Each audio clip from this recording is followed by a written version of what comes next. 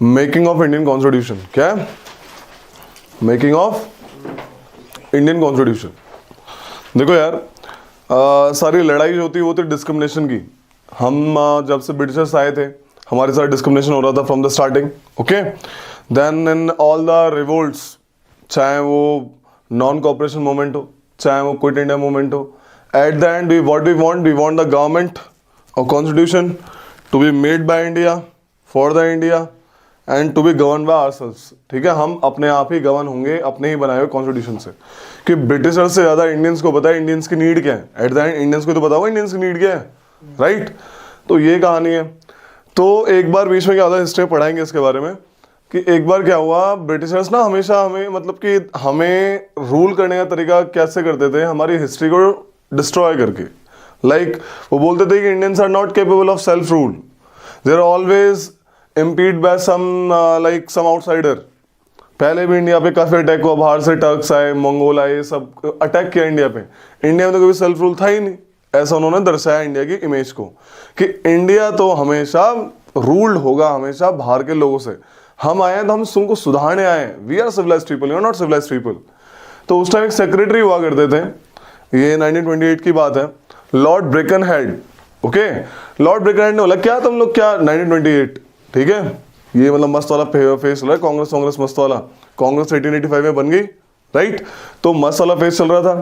तो लॉर्ड ब्रेकनहेड ने बोला क्या तुम ये चिल्लाते रहे हो कॉन्स्टिट्यूशन, अपना कॉन्स्टिट्यूशन चाहिए, हिमालय तो तुम सारे अलग अलग हो। 1928 बंगाल विभाजन हो चुका 1905 में, ठीक है? बोला तुम इतने अलग अलग सारी आइडियोलॉजी की हो, तुम्हें लगता है कि तुम कभी भी एक कॉमन प्लेटफॉर्म पे आ पाओगे? कभी भी? मुझे तो नहीं लगता।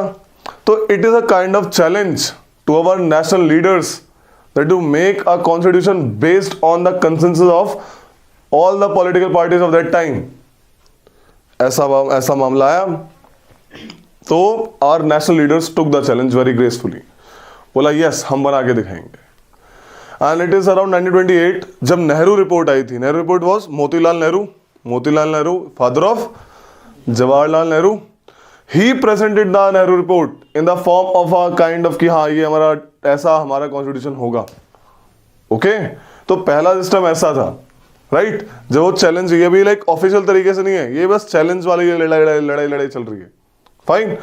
इन 1935 ऐसी मुस्लिम लीग जिन्ना ने 14 पॉइंट्स दिए थे, ऐसे करके हमें ये चाहिए, मुस्लिम्स को ये चाहिए।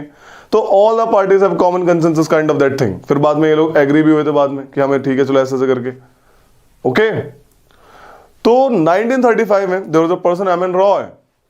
Okay, M N Roy, he demanded the constitution. And again जब ऑफिशियली डिमांड हुई 1935 में, कांग्रेस डिमांडेड कॉन्स्टिट्यूशन अगेन कि we want our constitution to be made by ourselves. Okay, अब बात हुई, जब ऐसी डिमांड होने लगी, भिड़ंत हुई फिर किसमें? मुस्लिम लीग और कांग्रेस में, कि भाई मुस्लिम लीग तो हमें तो भैया हम तो हमारा अलग है, हमारे तो मजहब ही अलग है, हम अपना अलग बनाएंगे। मुस्लिम्स की नीड्स अलग हैं, हिंदुओं की नीड्स अलग है, तो कैसे हो सकता है? कांग्रेस बोली हम हिंदू बॉडी थोड़ी, हम तो लाइक हम we are Congress made up of all people. But भिड़ंत हुई। अगस्त ऑफर आया, अगस्त ऑफर कौन पूछ रहा था कल? 1940, ठीक है? लॉर्ड लिनलिथगो थे उस टाइम में 1940 पे, आपके क्या कहते हैं कौन? Viceroy. The correct terminology should be viceroy. कब से वाइसरॉय? वाइसरॉय टर्म कब से आई? क्राउन रूल बोले तो क्राउन रूल तो 18 देखने को बोला 1853 याद हो जाएगी, धीरे धीरे सन भी 1858 सही याद कर लो।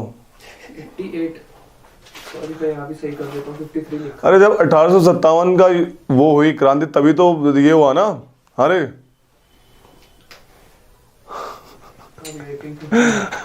सॉरी आज मैं पढ़ रहा था, मुझे यही तुम्हारे ये एक्शंस याद है, कुछ भी बोलता हूँ ठीक है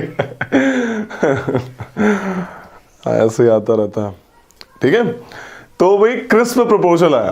crisp a member of British cabinet यहाँ पे आए लेके, भाई क्रिस्प मिशन जिसे कहते हैं, नाम सुना होगा हल्का अपनी क्लासेस में, क्रिस्प मिशन, ठीक है? क्रिप्स मिशन वो आया बट फाइनली फेल हो गया। क्यों? वो ये नहीं बना पाया कि भाई उसने ये एक्सेप्ट नहीं करा कि 2 कॉन्स्टिट्यूएंट असेंबली बनेंगी, उसने बोला एक ही बनेगी भाई और कंबाइंड बनेगी, ठीक है। मुस्लिम लोग हमें, मुस्लिम लीग बोली हमें एक्सेप्टेड नहीं है, बोला ठीक है, तो फेल हो गया। क्रिप्स के बाद आया आपका कैबिनेट मिशन प्लान। क्या आया?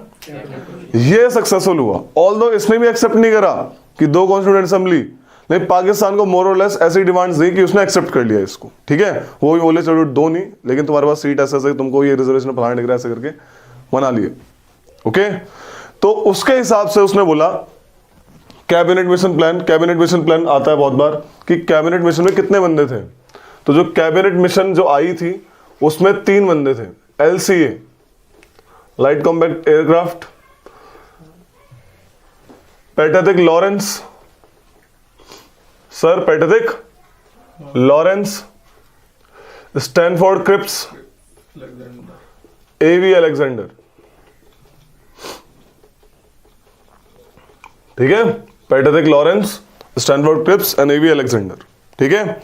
दे came and finally we were able to form the like, बोला कि जो कॉन्स्टिट्यूएंट असेंबली, वो असेंबली जो कॉन्स्टिट्यूशन बनाएगी, वो जो बनेगी वो कुछ इस टाइप की बनेगी। समझ आ रही है कैसे भाई? उसमें 389 मेंबर्स होंगे। कितने मेंबर्स होंगे?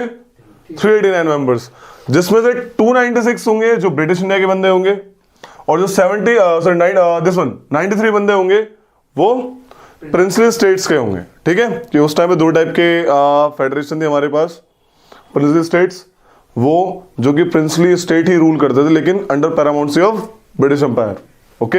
लाइक जैसे अपना यूपी अंडर इंडिया, ठीक है, वो तो और भी ज्यादा डोमिनेंट होगा, ठीक है।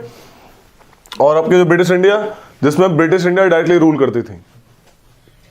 प्रिंसली स्टेट्स मतलब स्टेट्स ही, जैसे 93 जैसे इंडिया, समझ आ रही है? तो ये एक जैसे 93 सीट्स है, वो 93 their seats, these are seats. तो हर एक स्टेट में मतलब जो टोटल मिला के प्रिंसली स्टेट की सीट्स थी वो कितनी बना दी इन्होंने? 93। बोला कि 93 सीट्स दिए तुम्हें, अब डिवाइड कर लो अपने हिसाब से। बताएंगे कैसे डिवाइड हुई बाद में। जो राजा चला रहे हैं जो, ठीक है, जो राजा चला रहे हैं लेकिन under paramountcy of British empire, okay. कुछ प्रिंसली स्टेट्स में लेजिस्लेटिव असेंबली थी, कुछ में नहीं थी, ओके। तो काइंड ऑफ दैट थिंग। और जो ये आपके ब्रिटिश इंडिया है, जो eight the and British Indian states हैं, इनमें डायरेक्टली आपके गवर्नर रूल कर रहे हैं उनके प्रॉपर। जैसे पंजाब हो गया, गवर्नर वाला बंदा याद है, डायर, जनरल डायर नहीं, जनरल डायर तो है ही, एक और डायर था जो गवर्नर डायर था, ठीक है, माइकल ओ डायर। तो ये चीज है, सुन लो। So there are 2 types of seats in British India. जो 292 थी वो गवर्नर प्रोविंस आएंगी, और जो आपकी 4 है वो चीफ कमिश्नर प्रोविंस, यानी कि ये डायरेक्टली रूल अंडर, यहाँ पे कोई असेंबली नहीं है, छोटे छोटे प्रोविंस होंगे कुछ, तो चीफ कमिश्नर, जैसे अपनी यूटी टाइप समझ लो, ठीक है, चीफ कमिश्नर प्रोविंसेस जो सेंट्रली एडमिनिस्ट्रेट डायरेक्टली। और ये 93 किसकी सीट्स है? प्रिंसली स्टेट्स की। तो ऐसा ये क्या है, ये कंपोजिशन ऑफ कॉन्स्टिट्यूएंट असेंबली है as per cabinet mission plan, as per cabinet mission plan. तो लिखना शुरू करो, थोड़ा सा लिखो। The constituent assembly of India was formed, इसमें नहीं लिखा, the constituent assembly of India was formed as per the cabinet mission plan.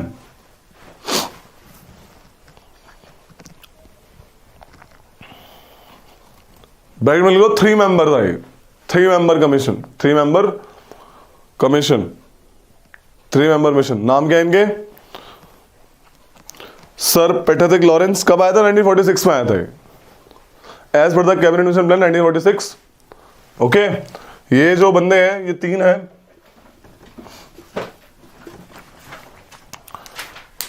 Lord Patrick Lawrence या सर पैट्रिक लॉरेंस, ठीक है, LCC for Stanford Cripps, A for Alexander, AV Alexander, Stanford Cripps. ओए अगर दिक्कत नहीं है तो नई बुक ले लो, पॉलिटी में ना काफी चीज अपडेट होती हैं, काफी चीज अपडेट होती हैं, ठीक है, नई बुक उठाओ। ये क्या था? पहला क्या? स्टैनफोर्ड, क्रिप्स, ये पहला क्या? लॉरेंस, नहीं लॉरेंस से भाई pathetic Lawrence, Pethick Lawrence, PATHIC, pathetic Lawrence. क्यों?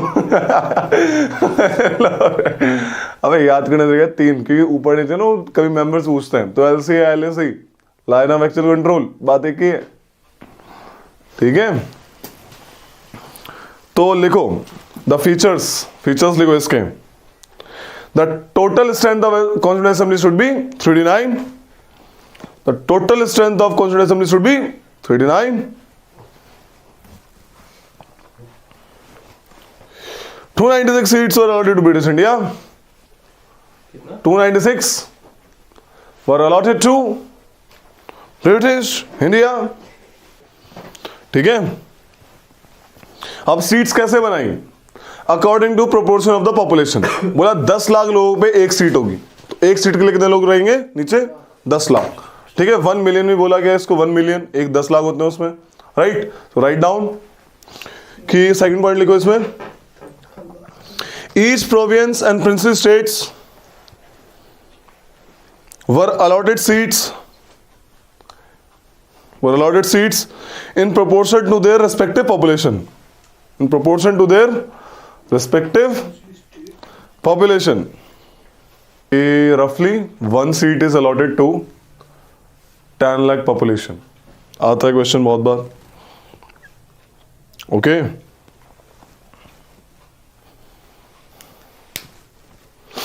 जो सीट्स बनाई गई, 3D9 सीट्स बनाई गई, ये 3 कम्युनिटी में बांटी गई। मैंने बताया ना यहाँ पे मुस्लिम लीग भी एग्री कर गई थी। तो पहली कम्युनिटी क्या थी? सिखों के लिए अलग मामला, मुस्लिम्स के लिए अलग मामला, और तीसरी थी जनरल। इसमें जो वो लोग थे जो मुस्लिम और सिख नहीं थे, हिंदू। अबे ओए, नहीं वैसे ना, ठीक है। तो लिखो seats were divided among the 3 principal communities. ये जो असेंबली थी रे, ध्यान से सुनना, मेंबर्स इलेक्ट कैसे हुए? क्या सब लोग वोट डालने गए थे? नो। कहते हैं दिस असेंबली वाज, जो बनी, it was partially elected and partially nominated. Partially elected मतलब कि जो ये वाले बंदे हैं, ये वाले जो बंदे हैं, सेंटर असेंबली है ना एट द एंड, ये जो बंदे हैं ये इलेक्ट होके आएंगे किससे? जो प्रोविंस की असेंबली है, समझ आ रहे हो? जो प्रोविंस हमारे बहुत सारे स्टेट्स हैं, उनके असेंबली से वो लोग कोई बंदे चुनेंगे और ऊपर भेजेंगे। समझ आ रही है नहीं आ रही है? सारी जनता वोट नहीं करेगी, वोट कौन करेगा? ये वाले बंदे। और ये खुद इलेक्ट होके नहीं आए, ये खुद इनडायरेक्ट इलेक्ट होके आए हैं, ठीक है। यहां से राइट 50 मीटर लेफ्ट, ओके, समझ आ रही है? तो वो खुद इलेक्ट होके नहीं आए, वो खुद नॉमिनेटेड ऐसे करके होके आए हैं प्रोविंशियल लेजिस्लेटिव असेंबली में, क्योंकि यहाँ पे सबको वोटिंग राइट नहीं था। वोटिंग राइट पता है किसी को नॉर्मल है यहाँ पे इस टाइम में? वोटिंग राइट सिर्फ उनको था जिनके पास टैक्स देने की पावर है, प्रॉपर्टी, एजुकेशन है। तो इन लोगों को बस टैक्स देने की पावर, वो थी वोटिंग राइट्स। अभी तो कोई भी हो, चाहे पढ़ा लिखा, चाहे कुछ भी, सबको जो 18 साल का हुआ वोटिंग राइट्स है ना। कितनी बड़ी पावर है यार, बहुत बड़ी पावर है। आप सरकार सेलेक्ट करने जाते हो, आपको तो मजा लगता है कि एक वोट, क्या ये बहुत बड़ी पावर है, बहुत बड़ी पावर। आप सरकार बनाने में आपका हाथ है। तो उस टाइम सबको नहीं मिलती थी, इनको सिलेक्ट किया कुछ ऐसे लोगों ने जिनके पास लिमिटेड वोटिंग राइट्स हैं, इन्होंने इनडायरेक्टली उनको सिलेक्ट किया जो कॉन्स्टिट्यूएंट असेंबली में जाएंगे। अरे हो समझ में? तो इनडायरेक्टली इलेक्टेड है, डायरेक्टली लोगों ने नहीं सिलेक्ट किया इनको, इसको पूरे को। इनडायरेक्टली इलेक्टेड जो ये लोग थे, ये वाले ये लोग बने। समझ आ रही है ना कहानी? और ये नॉमिनेटेड थे सारे, इनको राजा लोग नॉमिनेट करेंगे अपने अपने एरिया से, ओके। प्रिंसली स्टेट्स, जो प्रिंसली स्टेट्स की सीट्स हैं वो they are nominated by the princely states, and this one is partially elected, like indirectly elected by the people. तो ये कहानी थी। और इसमें भी कैसे? जैसे मुस्लिम बंदे हैं तो मुस्लिम को जो मुस्लिम लोग होंगे वही इलेक्ट करेंगे, सिख है तो सिख ही करेंगे, ऐसे करके। समझ आ रही है? तो लिख लो इसको भैया। दूसरी स्टेट में राजा ही होंगे ना? बस राजा होंगे, कॉन्स्टिट्यूएंट क्या बोलते हैं उसको, प्रोविंशियल असेंबली भी होगी, कुछ में, सब में नहीं। किसी में सिर्फ प्रिंसेस राजा थे, किसी में सिर्फ आपके दोनों चीज थी। जो छोटे थे जिनको ब्रिटिश ने बोला कि ठीक है थी यहाँ पे ज़रूरत नहीं है कॉन्स्टिट्यूंट असेंबली की, वहाँ पे राजा रजवाड़े थे, ठीक है। और जहाँ पे क्या कहते हैं ज़रूरत थी वहाँ पे कॉन्स्टिट्यूंट असेंबली बना दी गई, लेकिन राजाओं का वहाँ पे दबदबा था प्रॉपर कि राजा ही रूल करेंगे। समझा रही है? तो लिखो इसको कि the members of constituent assembly are partially elected, indirectly elected, indirectly थे ना सारे elected भी जो थे, partially elected and partially nominated, okay। तो ये थी आपकी कॉन्स्टिट्यूएंट असेंबली, ये था बनना। कमाल की बात है यार, देखो ध्यान से, 3 कम्युनिटी में डिवाइड करा था, याद है, general, Sikh and Muslim.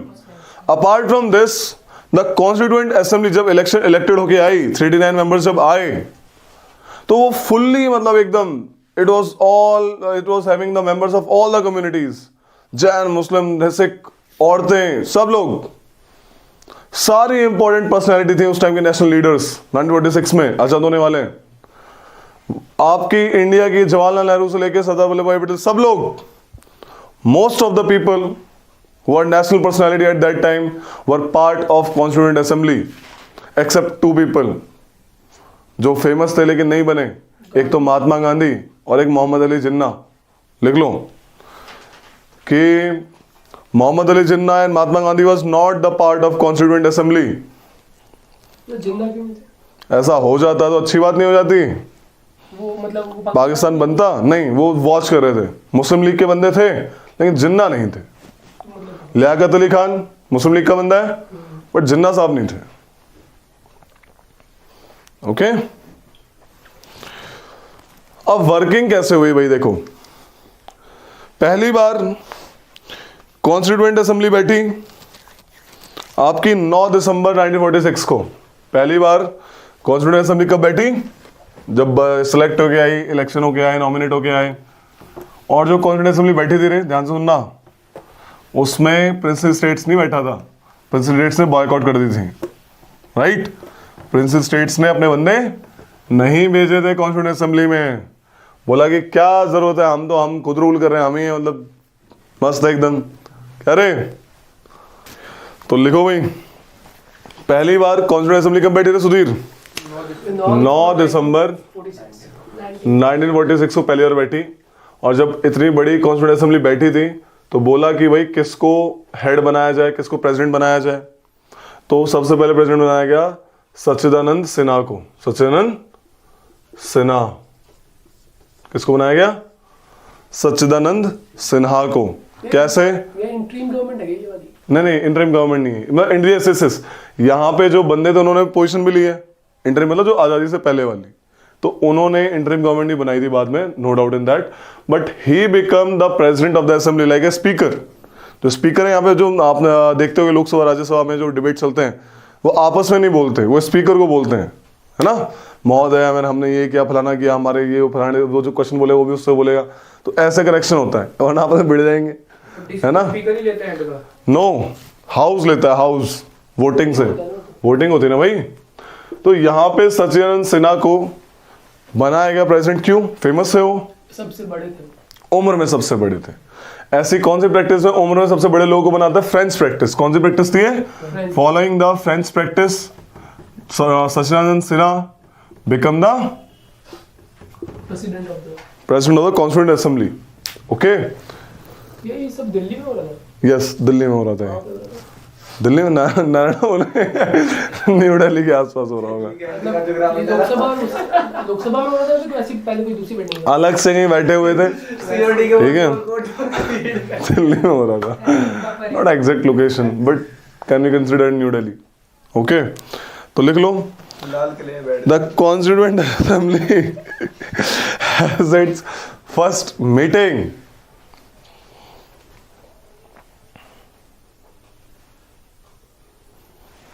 The constituent assembly has its first meeting कब हुई थी रे? 9 दिसंबर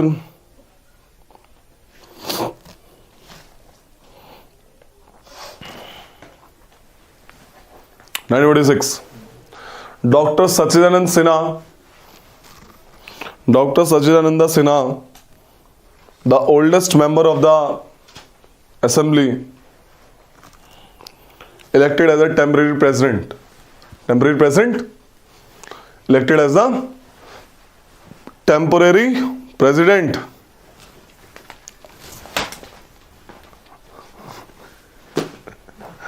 ठीक है, मतलब ये काउंसिल के एक मेंबर में से ही चुने गए। बहुत सारे बंदे आए, बोला किसको बनाया जाए, सारे बोले मैं बनूंगा, बोला नहीं जो सबसे बड़ा है, ठीक है, फॉलोइंग फ्रेंच प्रैक्टिस। बाद में फिर इलेक्शन हुआ, बाद में अगले दिन मतलब एक दिन छोड़ के इलेक्शन हुआ, नेक्स्ट डे लाइक 11 दिसंबर को, 11 दिसंबर के आसपास उन्होंने फिर फाइनली किसको इलेक्ट किया, एक परमानेंट मेंबर को, किसको, डॉक्टर राजेंद्र प्रसाद। डॉक्टर राजेंद्र प्रसाद का इलेक्शन हुआ, उन इलेक्शन वो जीत गए, ही become the first president of the मतलब फर्स्ट लाइक मतलब ही become the permanent president of the constituent assembly. लिखो लेटर डॉक्टर, नई क्लास में गए हैं सब लोग।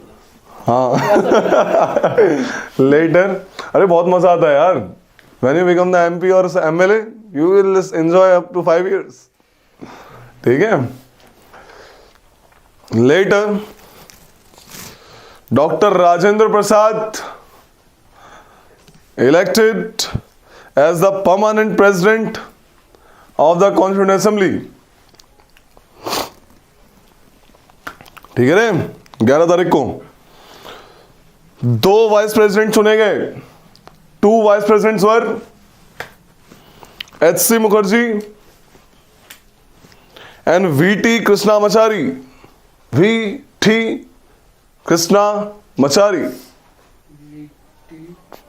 कृष्णामाचारी, यानी असेंबली का प्रेसिडेंट एक था और वाइस प्रेसिडेंट कितने थे, 2 बंदे थे। दूसरे कौन थे, पहले वाले बताओ। HC Mukherjee, Bengali Babu.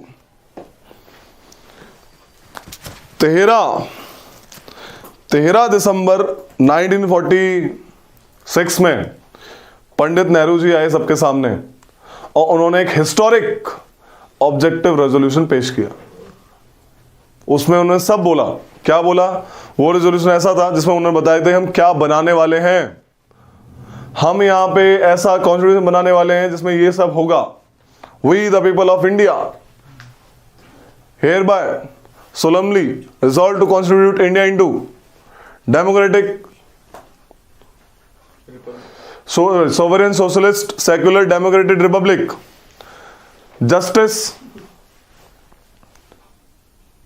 of social, economic and political, liberty of thought, belief, faith and worship, equality of status and opportunity, ये नहीं लिख रहा। and to promote among them all fraternity and unity and integrity among our nation। तो ऐसा करके उन्होंने कुछ बोला, ठीक है। बाद में ऑब्जेक्टिव रेजोल्यूशन को बनाएगा क्या, प्रेम्बल, जो आपका आज प्रेम्बल होता है, प्रेम्बल्स पढ़ा हो, देखो बुक के सामने भी होता है normally, the preamble of the preamble is basically बात करेंगे उसका, बहुत क्वेश्चन आते हैं। प्रेम्बल है 1 पेज का और क्वेश्चन पक्का आता है, ठीक है। तो प्रेम्बल जो बाद में चुना गया, बाद में बनाया गया, वो किससे इंस्पायर था, ऑब्जेक्टिव रेजोल्यूशन होता था पंडित नेहरू। तो लिख लो कि डेट याद करने की जरूरत नहीं है, लिखो objective resolution was proposed by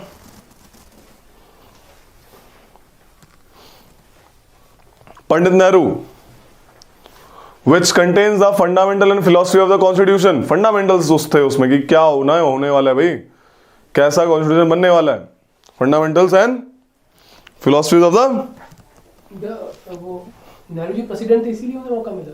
नहीं प्रेसिडेंट इज नहीं कांग्रेस के प्रेसिडेंट थे इसलिए उन्हें मौका मिला बनने का। भैया क्या था, नेहरू जी बड़े फेमस थे उस टाइम पे, ठीक है।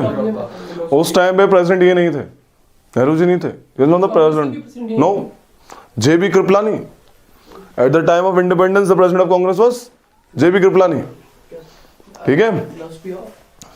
तो कॉन्स्टिट्यूशन, अरे बहुत इन्फ्लुएंसिव इंसान थे यार, नाम था उनका, उधर जिन्ना इधर मिस्टर नेहरू, ठीक है। तो ये कहानी थी भाई, सवाल आता है कि कैसे कौन कौन सी कमिटीज थी कॉन्स्टिट्यूंट असेंबली में, राइट? तो लिखो there are 8 major committees, there are 8 major committees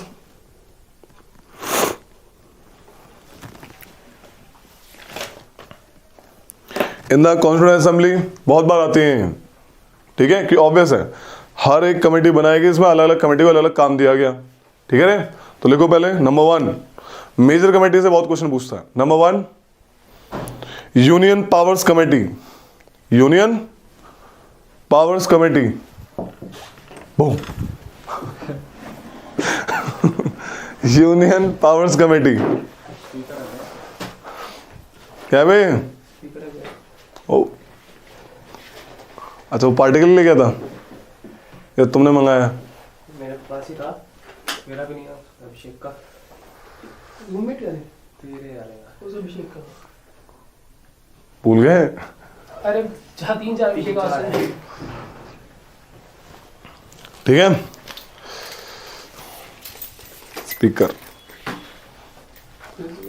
so there are 8 major committees, अभी लिखो रे, नई से लिखवा रहा हूं। नहीं मैं देखो कितनी जगह छोड़ 8 मेजर कमिटीज।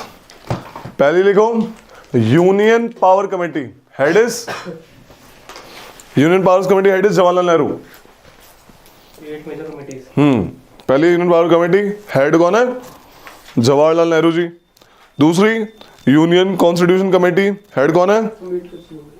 इनके भी जवाहरलाल नेहरू हैं। सेकंड क्या थी? यूनियन वाले उनके जवाहरलाल नेहरू कॉन्स्टिट्यूशन। ऐसा हमेशा सही नहीं है, लिखो union constitution committee Jawaharlal Nehru, union power committee Jawaharlal Nehru, provincial क्या बोल दिया भैया? एक बार फिर से बताओ, पहली तो पावर कमेटी होगी, दूसरी क्या थी? Constitution, union constitution committee Jawaharlal Nehru, provincial constitution committee Sardar Patel, drafting committee कौन थे? ये तुम अपडेट कर दिए जो ड्राफ्ट किया था, गाड़ी का दिया प्रोविंशियल कॉन्स्टिट्यूशन कमेटी इसके कौन थे? पटेल साहब। ये सरदार है क्या? सरदार टाइटल दिया था इनको, सरदार मतलब हेड, लीडर। इनका नाम ही सरदार था। नाम इनका था वल्लभ भाई पटेल। ये आंदोलन करने गए, वहां पे महिलाएं थी, बारडोली सत्याग्रह, वहां की महिलाओं ने बोला क्या सरदार है, और सरदार मतलब मीर, सरदार मतलब लीडर, ठीक है? वो ये कहानी, सरदार मतलब असरदार, ठीक है? सरदार मतलब लीडर भी तो वही तो बोल रहा हूँ, सरदार उधम, वो तो सरदार ही था, ठीक है? तो ये कहानी है। Drafting committee, advisory committee on fundamental rights, advisory committee on fundamental rights and fundamental rights comma minorities and tribal and excluded areas. ये अलग है भैया? हाँ, सारे एक साथ हैं। क्या बोला मैंने? Advisory committee on fundamental rights comma minority and tribal and excluded areas. कौन है? Sardar Patel. Rules of procedure committee, rules कौन बताएगा? प्रेसिडेंट साहब बताएंगे। कौन है? Doctor Rajendra Prasad. Rules of procedure committee, rules of procedure committee कौन है? States committee, states committee that is committing for negotiating with states. States committee, ये रूल्स ऑफ प्रोसीजर कमेटी, हाँ सर लिखो सर, राजेंद्र प्रसाद। डॉक्टर भी लगाएंगे। States committee that is committee for negotiating with states, लिख लो इसको। That is committee for, that is committee for negotiating with states, Jawaharlal Nehru. उनने किया था ना पर नेगोशिएट तो, बट हेड ये थे, कमेटी के मेंबर होंगे वो। स्टीयरिंग कमेटी, ये रूल से रिलेटेड ही होती है, स्टीयरिंग कि किस तरफ ले जाना है, स्टीयरिंग नो स्टीयरिंग, अरे प्रेजेंट संभालता है। ठीक है बिल्कुल। तो steering committee is doctor Rajendra Prasad. इनसे बहुत बार क्वेश्चन आते हैं भाई, मैनी टाइम्स। और सबसे महत्वपूर्ण और सबसे अगर बोला जाए इंपॉर्टेंट कमेटी जो है वो है ड्राफ्टिंग कमेटी, जिसने पूरा ड्राफ्ट बनाया था, पूरा पूरा तैयार करा था भाई, जिस पर डिस्कशन होगा लिख लो ड्राफ्टिंग कमेटी, हेडिंग डालो ड्राफ्टिंग कमेटी। गोंडा दे गोड़ा दे पता नहीं कौन। वो सब कमेटीज थी, कमेटीज थी उसमें 15 जो ऊपर लिखवाई ना 3-4, लिखवा दे। इसमें जो लिखवाई हैं सरदार पटेल वाली, माइनॉरिटी वगैरह ये सब, इसमें आपकी पूछूंगा कल लक्ष्मण पड़ गया नहीं पड़ेगी। तो drafting committee is the main committee भाई, ठीक है, क्योंकि एट द एंड जो ड्राफ्ट तैयार करा था वो इन्हीं लोगों ने तैयार करा था, ठीक है भाई। एक सीरीज है, देखना तुम्हें पता लगेगा मेकिंग कॉन्स्टिट्यूशन कितना प्यारे तरीके से बता रखा है उसमें संविधान। तो ड्राफ्टिंग कमेटी जो है भाई ये थी, अल्टीमेटली इसने ड्राफ्ट तैयार करा था, ओके। ये जब बनी थी ड्राफ्टिंग कमेटी, जब बनाई गई, इसकी हिस्टोरिक डेट है, इसको याद रखने का है। कब बनी थी? जिस दिन हमारा स्पोर्ट्स डे आता है, नेशनल स्पोर्ट्स डे वाले दिन। कब आता है? 29 अगस्त 1947, ठीक है, लिख लो। Drafting committee was formed on 29 अगस्त 1947।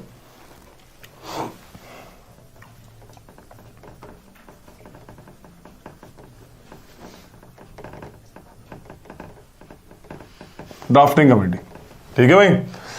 इसमें कितने मेंबर थे अनुराग? इसमें 6।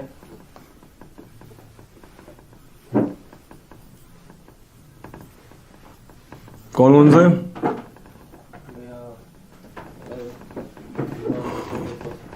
दो ऐसे, एक दो केस है। कैसे याद करेंगे? ये सातों नाम याद होने चाहिए, ठीक है रे। ये देखो ट्रिपल एम, 1 2 3 सारे ए से ना, ट्रिपल ए, ट्रिपल एम है ना, और कृष्णाचार्य, इसका कोई वो नहीं है। ट्रिपल ए, ट्रिपल एम के, ठीक है। ट्रिपल ए से भीमराव अम्बेडकर, अय्यर नगर अय्यर, ठीक है। एन गोपाल स्वामी अय्यर नगर, एन अय्यर कौन है? अलादी कृष्ण स्वामी अय्यर, ठीक है। आपका के एम मुंशी, एन मोहम्मद सादुल्ला, ठीक है भाई, सैयद मोहम्मद सादुल्ला, एन एन माधवा राव, और टीटी कृष्णाचार्य अलग है। वीटी कौन था? एक तो टीटी है, वीटी कौन था? VT Krishnacharya, vice president. Yes, one of the vice president of constituent assembly, लिखवाया ना वीटी। वह बंदरो एक मिनट भूल जाते हो, ठीक है। इधर देखो, पहले ये लोग नहीं थे, बीएल मित्तर बीमार पड़ गए थे, इनको रिप्लेस करा इसने, माधवा राव ने। डीपी कैथन मर ही गए थे, बूढ़े लोग ही तो आते हैं यार, बूढ़े लोग तो इलेक्ट होके आते हैं, खत्म हो गए। जिस तरह से बोला ना, ठीक है, तो टीटी कृष्णाचार्य आए उनकी जगह, ठीक है। तो उन लोगों ने फिर कॉन्स्टिट्यूशन बनाया। ये थे अल्टीमेटली आपके drafting members. Doctor Bhimrao Ambedkar बहुत बड़ा काम किया, बहुत बड़ा काम किया इन्होंने, कॉन्स्टिट्यूशन तैयार करने में लाइक बहुत बड़ा काम किया। इन्होंने लिखा कॉन्स्टिट्यूशन, इनकी हेल्प से बनाया, ड्राफ्ट करवाया, एंड फाइनली उस कॉन्स्टिट्यूशन की जो बुक बनाई उन्होंने, उस पर डिस्कशन हुआ, लोगों ने अमेंडमेंट्स दिए, अमेंडमेंट्स किए, डिस्कशन हुई, first reading, second reading, third reading, ये सब हुआ। पर तुम्हें एक बात बताता हूं, ताकि कॉन्स्टिट्यूएंट असेंबली में कम टाइम जाए डिबेट में, तो क्या करा ये लोग आफ्टर कॉन्स्टिट्यूएंट, कहते ना लाइक लंच टाइम हो गया मैं काम नहीं करूंगा अब, मेरा तो काम खत्म, इनका ऐसा नहीं था। आफ्टर कॉन्स्टिट्यूएंट असेंबली ये लोग आपस में बैठ के बात भी करते थे कि भाई कल ऐसे डिस्कस करेंगे, तो अभी बता दो, कल को ज्यादा शोर शराबा ना हो। घर में भी डिस्कस करते थे। पूरा विश्व देख रहा था कि भारत अपना कॉन्स्टिट्यूशन बना रहा है, पूरा विश्व, सबकी नजर हमारे कॉन्स्टिट्यूशन पे थी, सबकी। सबने कमेंट भी किया बाद में जब बना, किसने अच्छा बोला, किसने गंदा बोला। लेकिन हमारे कॉन्स्टिट्यूशन मेकर ने इंडिया के हिसाब से एक एक चीज ध्यान में रखते हुए बनाई है, एक एक चीज। बहुत बड़ी बात है यार।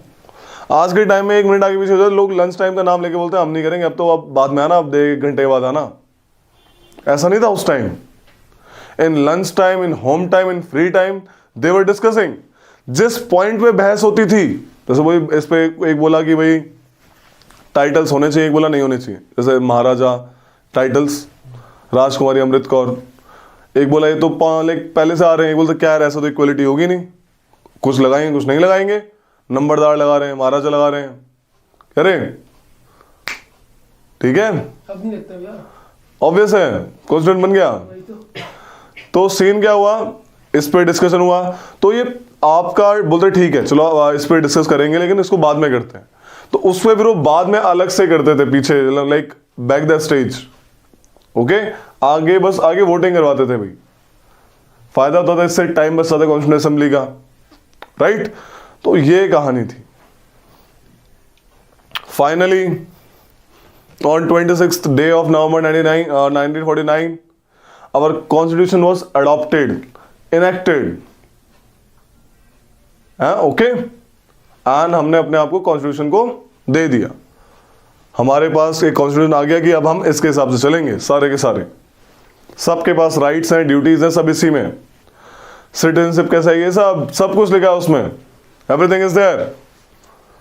यूनियन की पावर्स क्या है, स्टेट की पावर क्या है, क्या क्या आपके फंडामेंटल राइट है, डिस्क्रिमिनेशन होगा नहीं होगा, लाइक कास्ट वगैरह पे कोई डिस्क्रिमिनेशन नहीं होगा, जेंडर पे कोई डिस्क्रिमिनेशन, सबको इक्वलिटी अपॉर्चुनिटी मिलेगी, सोशल लाइफ में इक्वलिटी मिलेगी, पॉलिटिकल लाइफ में इक्वलिटी मिलेगी, इकोनॉमिक लाइफ में इक्वलिटी मिलेगी, राइट। तो ऐसे अब सबको जस्टिस मिलेगा, चाहे वो पॉलिटिकल हो, सोशल हो, चाहे इकोनॉमिक हो, सबके साथ जस्टिस, सबको लिबर्टी दी जाएगी।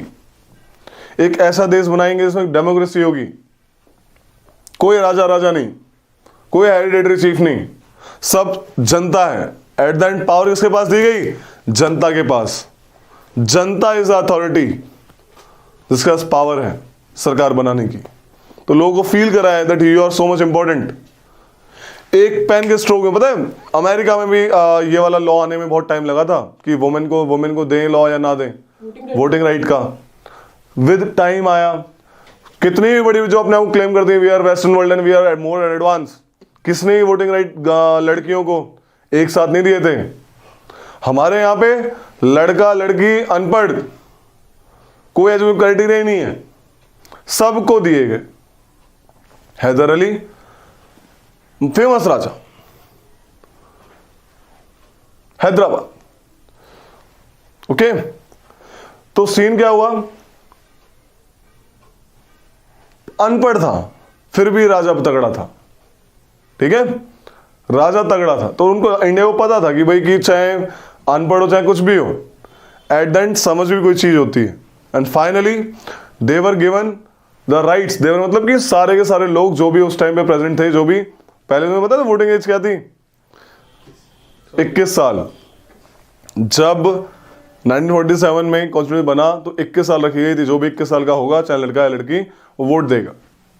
इन 1989 with 61st amendment act voting age कम कर दी 2 साल, 3 साल कम कर दी, 18 साल कर दी। तो ये काम हुआ, ठीक है, एक ही बार में दे डाली। बताओ कौन सा अमेंडमेंट में कर दिया पहले में, 61st। 60%। अबे 1989 में पहला कहाँ आएगा, आपने 90% मिला। ठीक है। तो लिख लो इसको, लिखो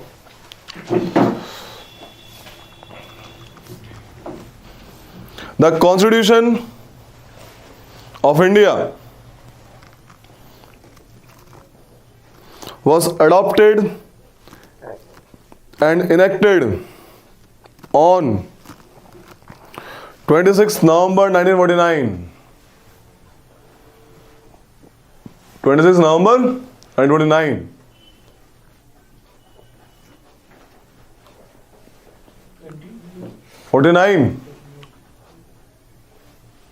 जब कॉन्स्टिट्यूशन बना था क्या क्या था, देखो एक चीज होती है, देखो इसको ध्यान से सुनना। सबसे ज्यादा होता है, सबसे बड़ा पार्ट होता है शेड्यूल। क्या शेड्यूल, शेड्यूल के अंदर होते हैं पार्ट्स, क्या होते हैं, और उसके अंदर होते हैं आर्टिकल्स। आर्टिकल 1 सुनना है, आर्टिकल 1, आर्टिकल 15 वगैरह ये सब।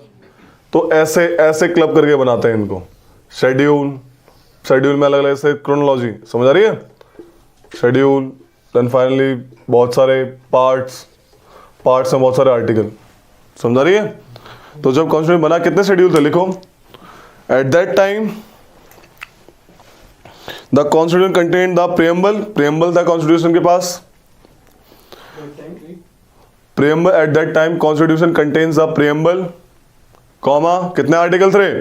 395 आर्टिकल्स, 395 आर्टिकल्स भाई साहब, and 8 schedules, and 8 schedule, 8 schedule थे, और 22 पार्ट्स थे। पार्ट्स कितने थे? 22 पार्ट्स और थे। 22। जो प्रेम्बल था, कितना टाइम लगा कॉन्स्टिट्यूशन को बनने में? ये तो पता होगा। 2 साल 11 महीने। 18 दिन, लिख लो। The time taken by to form the constitution is 2 years 11 months 18 days।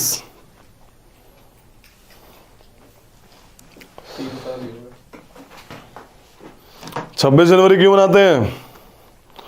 On this day total constitution came into force. क्या हुआ था? 26 नवंबर 1949 को कुछ आर्टिकल्स आ गए थे, जो लॉ बने थे कॉन्स्टिट्यूशन के दौरान, उनको कुछ को लागू कर दिया था। लेकिन मेजर पोर्शन, लाइक 99% यानी कि 99% जो पोर्शन था कॉन्स्टिट्यूशन, कब आया था? 26 जनवरी 1950 को रिपब्लिक डे मनाते हैं ना हम लोग। और क्या कहते हैं, वाई 26 जनवरी क्यों सेलेक्ट करी गई ये डेट? है?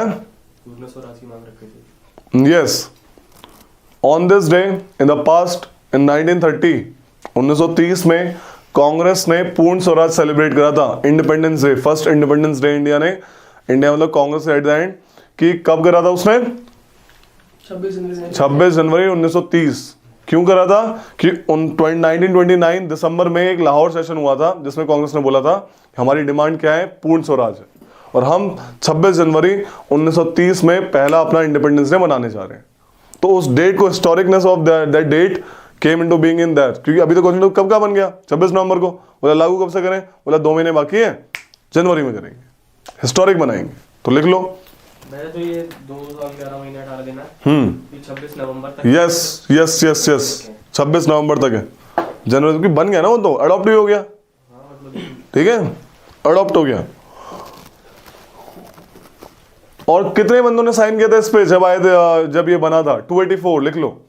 284 people sign the constitution, sign करा था ना कि भाई हाँ हमने बनाया है। 284 आउट ऑफ 299, आउट ऑफ 99। हाँ इधर देखो, यहाँ पे तो कौन, मैंने तो लिखवाया था, क्या लिखवाया था? 389। 299 कैसे हो गया फिर? पाकिस्तान चले गए। यस, बंटवारा हो गया, वो लोग नहीं आए, भाग गए। Okay, out of 399, out of 399, अबे 299 डबल थोड़ी हो जाएगा। ठीक है, 299 लोगों में से 284 लोग प्रेजेंट थे, जिन्होंने साइन करे अपने खुद अपने हाथों से कॉन्स्टिट्यूशन पे। बहुत बड़ी बात है यार। ठीक है, तो लिख लो कि 26 जनवरी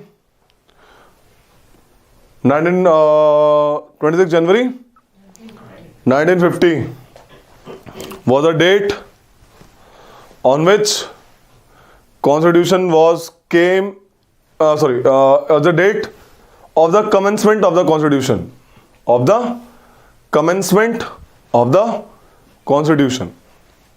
इस टाइम कमेंस हुआ था ये।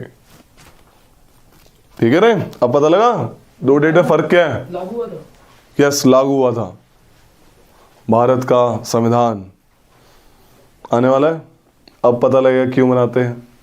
पहले तो बस लगा था कि बस इसी को ही हुआ था। ठीक है, अब लिखो कुछ इंपॉर्टेंट चीजें लिखो, इंपॉर्टेंट फैक्ट्स कुछ जैसे कि what was the symbol of constituent assembly? Symbol क्या था? एलिफेंट। देखो कैसे याद रखने का है कि बहुत टाइम लगा था यार बनने में, 64 लाख रुपए लग गए, 2 साल 11 महीने 18 इतना बड़ा।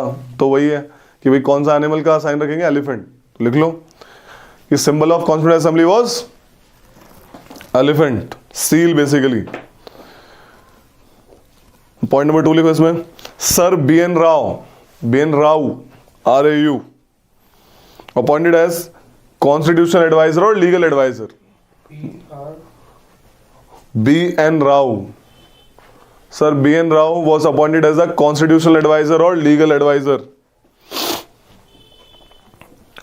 HVR Ayyanagar. HVR Iyengar. IVENGAR. HVR Iyengar. Constitutional advisor or legal advisor. HVR Iyengar was a secretary to the Constituent Assembly. ये सेक्रेटरी थे। हाँ रे, वाइस प्रेसिडेंट कौन थे? सुधीर। क्या भैया किस चीज के इसके? एक तो वो कृष्णाचारी थे भैया, वीवी कृष्णाचारी। वीटी। हाँ वही। लिखो, SN Mukherjee was the chief draftsman. HN SN Sarojini Nagar. SN Mukherjee was the chief draftsman of the constitution. Draftman. Chief draftsman, बहुत सारे ड्राफ्टमैन होंगे ना, उनका चीफ से। Of the constitution in constituent assembly. जब कॉन्स्टिट्यूशन बना था लोगों ने हाथ से लिखा था, तो बड़े बड़े दिग्गज बुलाए गए थे हाथ से अच्छी राइटिंग में लिखवाने के लिए। बढ़िया बढ़िया, इन्हीं कटिंग कर रहे हैं, ठीक है। बड़े बड़े कैलीग्राफर्स बुलाए गए थे। तो लिखो कौन किस बंदे ने एट द एंड लिखा है आपका कॉन्स्टिट्यूशन। लिखो, प्रेम बिहारी नारायण रायजादा, एक ही नाम है, Prem Behari Narain Raizada was a calligrapher of Indian constitution. Raizada, Prem Behari Narain Raizada was a calligrapher of the Indian constitution. किस फॉर्म में लिखा है? होता है ना, वर्ड पैड देखा होगा, बहुत सारी फॉर्म आती है। इटैलिक स्टाइल में लिखा है, रोट इन इटैलिक स्टाइल। अब कॉन्स्टिट्यूशन को जो बुक देखना, गूगल पे देखना, ठीक है, तो फूल पत्तियां बनी हुई हैं, डेकोरेट करा हुआ है अच्छे तरीके से। तो डेकोरेशन के लिए भी मस्त शांति निकेतन से लोग बुलाए गए थे। तो लिखो कि बंगाल, आर्टिस्ट शांति निकेतन। तो artist from Shanti Niketan came to beautify and decorate the constitution. कौन दो बुलाए गए थे? शांति निकेतन। अबे शांति निकेतन प्लेस का नाम है बे। कौन दो लोग बुलाए गए थे? नंदलाल बोस, ब्योहर राम मनोहर सिन्हा। नंदलाल बोस, ब्योहर राम मनोहर सिन्हा। ये डेकोरेट वाले क्वेश्चन आएगा, आया हुआ है। Who decorated the constitution? ये दो लोग हैं, नंदलाल बोस एंड ब्योहर राम मनोहर सिन्हा। इसमें नहीं मिलेगा, है इसमें? कौन सी है? अच्छा नई वाली, उसमें इससे हरी वाली से पहले वाली, यस इसमें होगा भैया राम मनोहर सिन्हा। हाँ, ब्योहर, ये 6th रिवाइज्ड है, ब्योहर राम मनोहर सिन्हा, ठीक है। जो प्रेम्बल है उसको भी ब्यूटिफाई किया है किसने? लिखो, Beohar Ram Manohar Sinha also beautify and decorated original preamble. और कैलीग्राफ किसने किया? एक ही बंदा है कैलीग्राफ तो।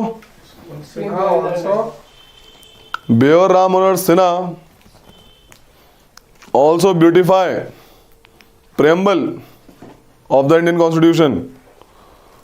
बोलना अंदाज बोस को, चल तू जा, मैं कर दूंगा, ठीक है। तो ये चीज थी, जो बना था कॉन्स्टिट्यूशन वो इंग्लिश में बना था, ठीक है। लेटर भाई बोला कि भाई हिंदी में भी बनाओ, हिंदी वर्जन भी चाहिए, तो लिख लो, Hindi version of the constitution was calligraphed by Vasant Krishnan Vaidya. Hindi version of constitution was calligraphed by Vasant Krishnan Vaidya. And decorated by Vasant Krishnan Vaidya and decorated by Nandlal Bose. या नंदलाल बोला अच्छा पैसे मुझे भी चाहिए ठीक है, तो नंदलाल बोस ने इसको डेकोरेट कर दिया। ठीक है रे, एक क्वेश्चन लिखो फटाक से, राइट अ क्वेश्चन। क्वेश्चन लिखो कि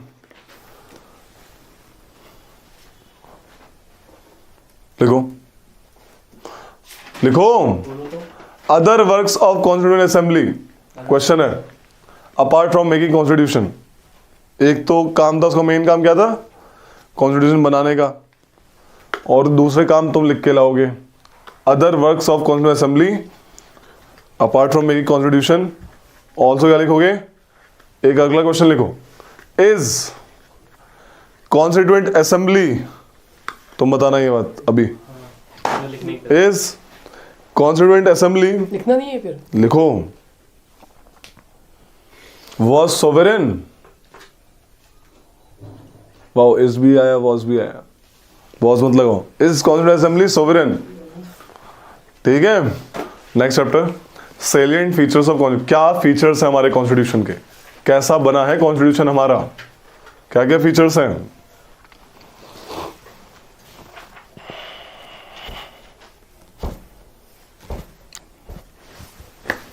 लिख रहा हूं, लिखते रहो फिर समझा दूंगा एक साथ।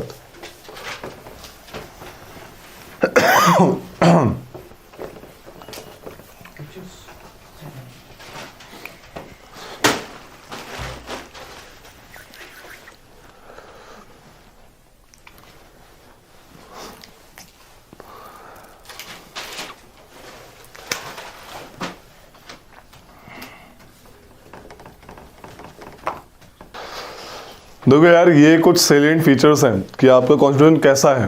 कैसा आपका constitution, it is a lengthiest written constitution, it is drawn from various sources, it is blend of rigidity and flexibility, federal system with unitary bias, parliamentary form of government, synthesis of parliamentary sovereignty and judicial supremacy, integrated independent judiciary, fundamental right है हमारे पास, DPSPs है, directive principle of state policies, fundamental duties है, secular state है हमारा।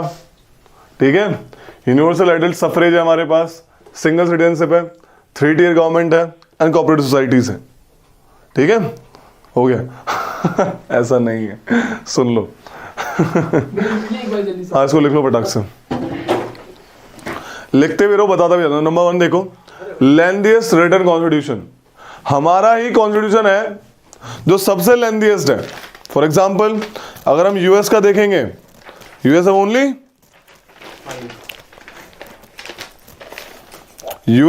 Around 7 या 5 pages।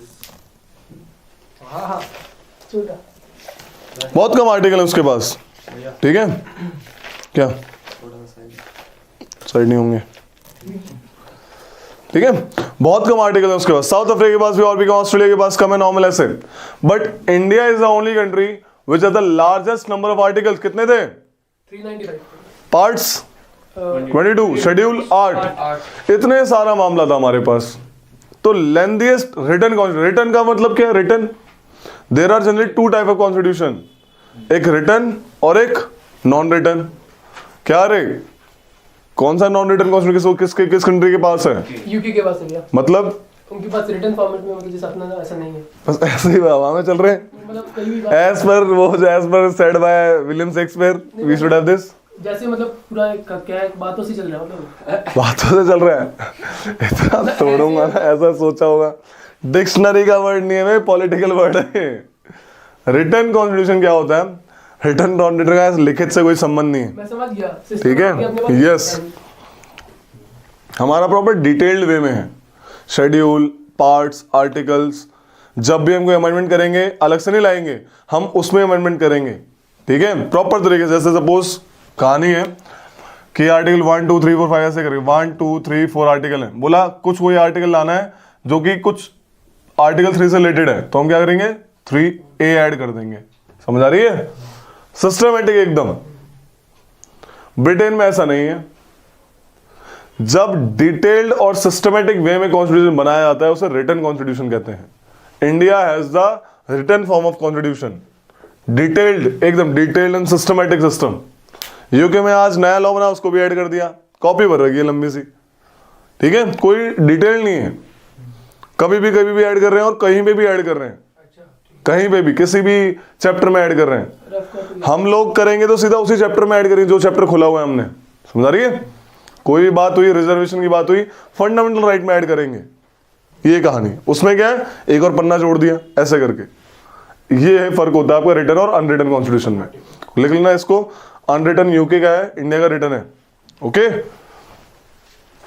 Drawn from various sources. ये पीछे का पेज खोलो रे, ये टेबल खोलो फटाक से। Various sources,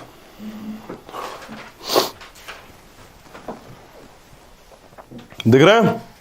government of India act से लिया हमने ब्रिटिश कॉन्स्टिट्यूशन से लिया है, हमने यूएस कॉन्स्टिट्यूशन से लिया है, आयरिश कॉन्स्टिट्यूशन से लिया है। दिख रहा है रे, लिख लो कुछ इसके बारे में, लिखो फटाक से। गवर्नमेंट ऑफ इंडिया एक्ट 1935, क्या क्या लिया हमने इससे?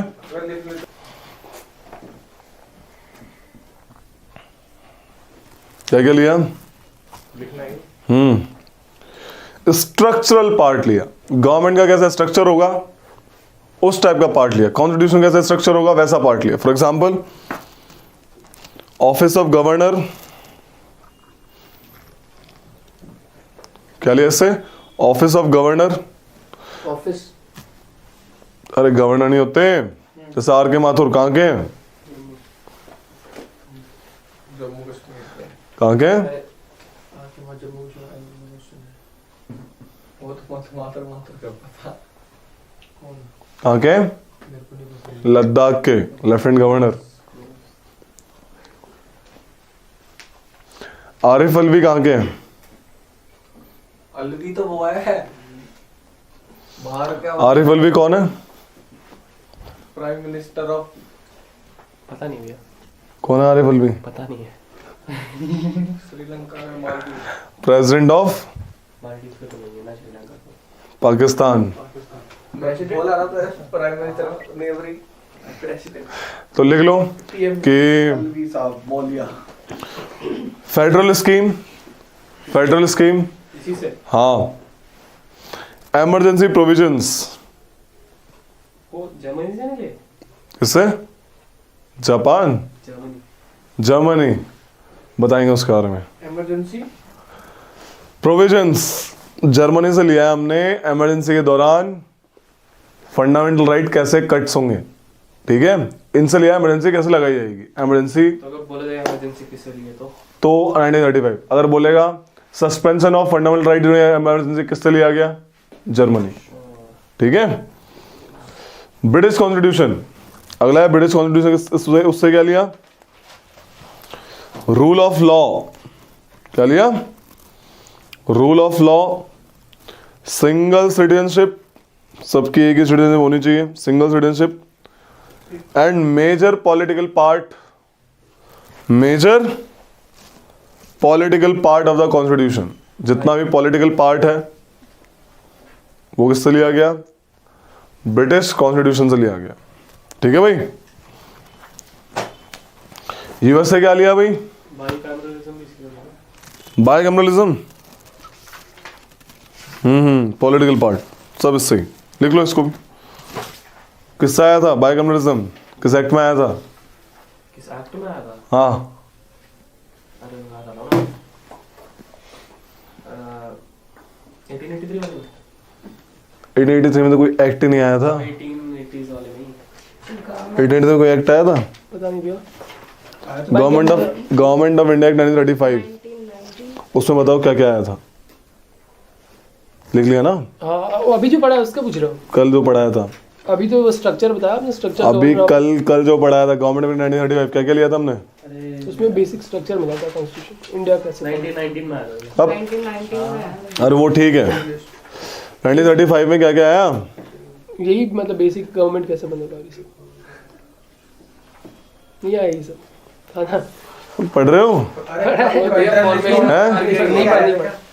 बेल्ट कहाँ गई? फेडरल लिस्ट, कॉन्करेंट लिस्ट और ये हाँ, एक तो ये आया, और क्या आया? आरबीआई और आरबीआई, वेरी गुड। और क्या आया? यूपीपीएस। अरे वोट आया था फेडरल पब्लिक सर्विस कमिशन, ये सब आया था। यूपीएससी नहीं, तीन joint public service commission, state public service, federal public service commission और सुप्रीम कोर्ट। अब फेडरल कोर्ट। फेडरल कोर्ट आई ठीक है, फेडरल कोर्ट आई थी। और एक पावर दी गई थी गवर्नमेंट को लास्ट वाली लिस्ट के लिए, रिकॉर्डिंग लिस्ट। अच्छा वो लिस्ट आई थी तीन, तीन लिस्ट आई थी, फेडरल लिस्ट, स्टेट लिस्ट और किसको दी थी? Federal power given to government. Viceroy को दी थी रेस्पिरेटरी पावर्स। वही तो बोलना चाह रहा था मैं। और क्या आया था? मेन चीज भूल रहे हो जो पूछना चाह रहा हूँ। हायरार्की बोल दिया। फिर से हायरार्की आई थी। डायर की गई, किसकी गई और किसमें आई? वेरी गुड, बच गए। जिसमें एक मैं भूल गया था। स्टेट में गई थी, सेंटर में आ गई थी। स्टेट में लगाई थी ना। डायर का मतलब क्या था? स्टेट को बोला कि तुम लोगों को हम ऐसा सब्जेक्ट देंगे जिसमें एक तो सीधा गवर्नर रूल करेगा और एक में पीएम साहब, मतलब जो आपके मिनिस्टर्स हैं जो रिस्पॉन्सिबल होंगे वो रूल करेंगे, ताकि तुमको ऐसा लगे कि हमारे ही बंदे हैं। इसलिए डायरेक्ट ये कॉन्सेप्ट था। कब आई थी? 35 गई थी, सेंटर में आई थी उस समय। अरे उसमें आई थी, क्राउन रूल में आई नहीं थी उसमें। आई किसमें थी डायर की? 1850 दूसरा एक्ट था वो। 19 में आई थी। पार्लियामेंट क्या क्लोज कुछ नहीं होता, ऑप्शन सारे मिलेंगे। हाँ भाई,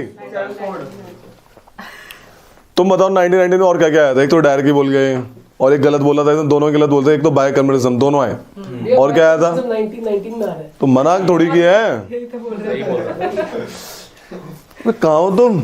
इसमें देख के बता रहे हैं। हाँ बताओ, 19 बताओ। कम्युनलिज्म इलेक्टोरेट बढ़ाया गया था उनके किस किसके बीच में? सिख के एससी लिए। क्रिश्चियन। हाँ बोलो, अब तो बोल दिया उसने। क्या बोला? एंग्लो अरे बोलने नहीं बोल रहे तो बोल रहे तो। हाँ हाँ, तो हाउस एक्ट। और कोई नहीं बोल रहा। बाय कम्युनिज्म बोल, बाय कम्युनिज्म। कम्युनलिज्म नहीं, कैमलरिज्म। ना बोलो, ओके भैया, हो गया। और क्या रह गया? वो नहीं बताया तुमने किसको एक्सटेंड करा गया? Anglo Indians, Europeans, Christians, Anglo Indians, Europeans. कौन से क्रिश्चियन बे? Sikh, Indian Christians. हाँ तो वही तो रह गए। और कौन से? पाकिस्तानी क्रिश्चियन थोड़ी। क्या उस टाइम पे थोड़ी थे। यूरोपियन क्रिश्चियन नहीं है? यूरोपियंस तो पूरे हो गए ना, चाहे क्रिश्चियन हो चाहे कोई भी हो। अबे क्रिश्चियन है, यहाँ पे इंडियन क्रिश्चियंस को मिलेगा बस, ताकि लोग कन्वर्ट हो सके। हाँ बोलो, क्रिश्चियन आ गया तो। क्रिश्चियन तो यूरोपियंस में, ब्रिटिश वाले भी क्रिश्चियंस हैं। हाँ तो उनको तो तो वैसे इंडियन क्रिश्चियन, यूरोपियन और सिख और मुस्लिम को तो था ही, रोमन को बाद में मिला था। अफगानी इंडियन। मजाक चल रहा है? तुम्हें तो ऐसे मारूंगा, वैसे हमारा नहीं तो थे। खून निकाले। लकीर से हाँ, 15 सिख हो गए क्या? बड़े थे इस शॉट। हाँ सिख हो गए। चार थे। चार ही तो बोल तो दे, चारों भैया। सिख, यूरोपियन, एंग्लो इंडियंस और ये Christian. Very good. Indian Christian बोला करो, तोड़ दूंगा। बोलने नहीं दे रहे कहाँ। और चलो बताओ, 35 वाला बताओ। गवर्नमेंट ऑफ इंडिया 35 डायरेक्ट की एक तो सेंटर सर्ट के स्टेट में आ गई थी। स्टेट सेट के सेंटर में आ गई थी। हाँ यही तो बोला, स्टेट सेट के सेंटर में आ गई थी। यही तो बोला ना मैंने शायद। ठीक है, आगे बोलो। अच्छा, उसको क्या देख रहे हो बे? रेजिडेंशियल पावर्स दी गई थी वाइसरॉय को। किसको? और वाइसरॉय हाँ। और 3 लिस्ट इंट्रोड्यूस की थी। फेडरल कोर्ट भी मतलब उसके बनाने की बात हुई थी, आरबीआई बनाने की बात हुई थी। बस काफी है। और वो लिस्ट काफी क्या है, एक्सटेंड नहीं करा। हाँ एक्सटेंड किया था। किसको? Women, workers, schedule SC, schedule caste. 1919 की एक दो बातें रह गई, बताओ। भैया नहीं पढ़ा मैंने अभी। भैया फर्स्ट भैया नहीं पढ़ा था। सेंट्रल और स्टेट बजट आया था पहली बार। एक दो मारने इसके। क्या? सेंट्रल और स्टेट बजट आया था पहली बार। फर्स्ट टाइम डायरेक्ट इलेक्शन हुआ था भैया किसमें? 1990। Very good. और देख बाकी जो मिला के होता है वही। मैं 2 पार्ट में डिवाइड किया गया था, ट्रांसपोर्ट और रिजर्व। डायर की बताया तो 2 यूएस का लिखो, यूएस का, यूएस मैं बजट वाला तो कोई नहीं बोल रहा, बजट भी आ रहा सेंट्रल और बोला ना उसने। बजट। सॉरी यार। लिखो, यूएस से क्या लिया हमने? ये नंबर कमाल। यूएस से लिया हमने फिलोसफिकल पार्ट। एक्चुअल में फिलोसफिकल पार्ट दो से लिया था हमने। जो कॉन्स्टिट्यूशन फिलोसफी है, एक तो यूएस से, एक आयरिश कॉन्स्टिट्यूशन से। ठीक है, दोनों से फिलोसफिकल पार्ट लिया था। यूएस से और क्या लिया था हमने? प्रेम्बल, जो प्रेम्बल आपने अडॉप्ट किया किसको देख के किया है? यूएस को देख के। प्रेम्बल, भैया वो बताना प्रियम्बल क्या है? प्रेम्बल आएगा। फंडामेंटल राइट्स चैप्टर है प्रेम्बल का प्रॉपर। यूएसए में लिखना। Fundamental rights, supreme court. भैया वो नहीं बताया आपने, फॉरवर्ड है कि नहीं है? क्या अभी आया मैं यहाँ पे? अभी आया, अभी तो यहीं अटके हुए हैं हम। ठीक है, office of vice president, office of vice president, office देख के बनाते थे क्या? ऐसा ऑफिस ऊपर देख ऐसा ऑफिस क्रिएट करना है, पोस्ट क्रिएट करनी है वाइस प्रेसिडेंट की। काम क्या करेगा? ठीक है, उसका काम किस तरीके, जैसे वहां का जो वाइस प्रेसिडेंट है हेड ऑफ सेनेट है, हमारा वाइस प्रेसिडेंट भी हेड ऑफ राज्यसभा है। ऐसे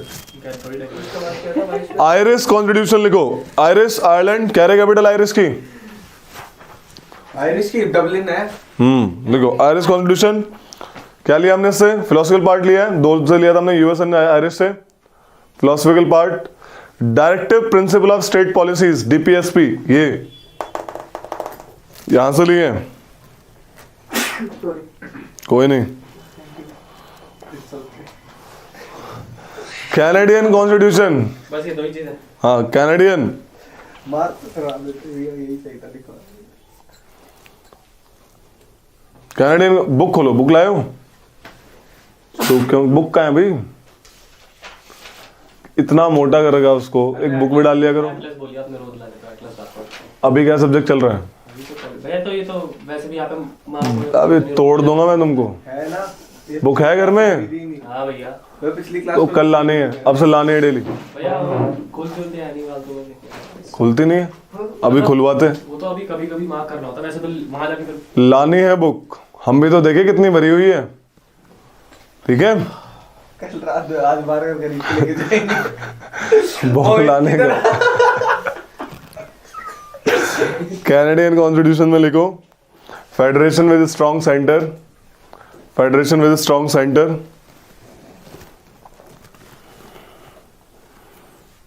ठीक है, ऑस्ट्रेलियन में लिखो, ऑस्ट्रेलियन कॉन्स्टिट्यूशन क्या लिया? कंकरेंट लिस्ट ली थी and joint sitting, concurrent list and joint sitting. Germany से क्या लिया? Suspension of FRs during emergency.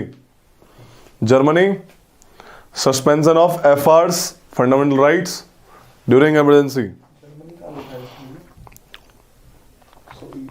Soviet constitution में लिखो, सोवियत में यानी रशिया वाले से क्या लिया हमने?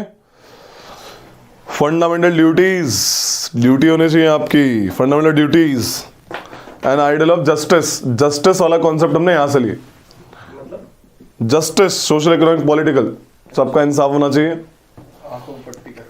ठीक है, फंडामेंटल ड्यूटीज एंड जस्टिस। क्या अब कोर्ट है वो, supreme court. French constitution,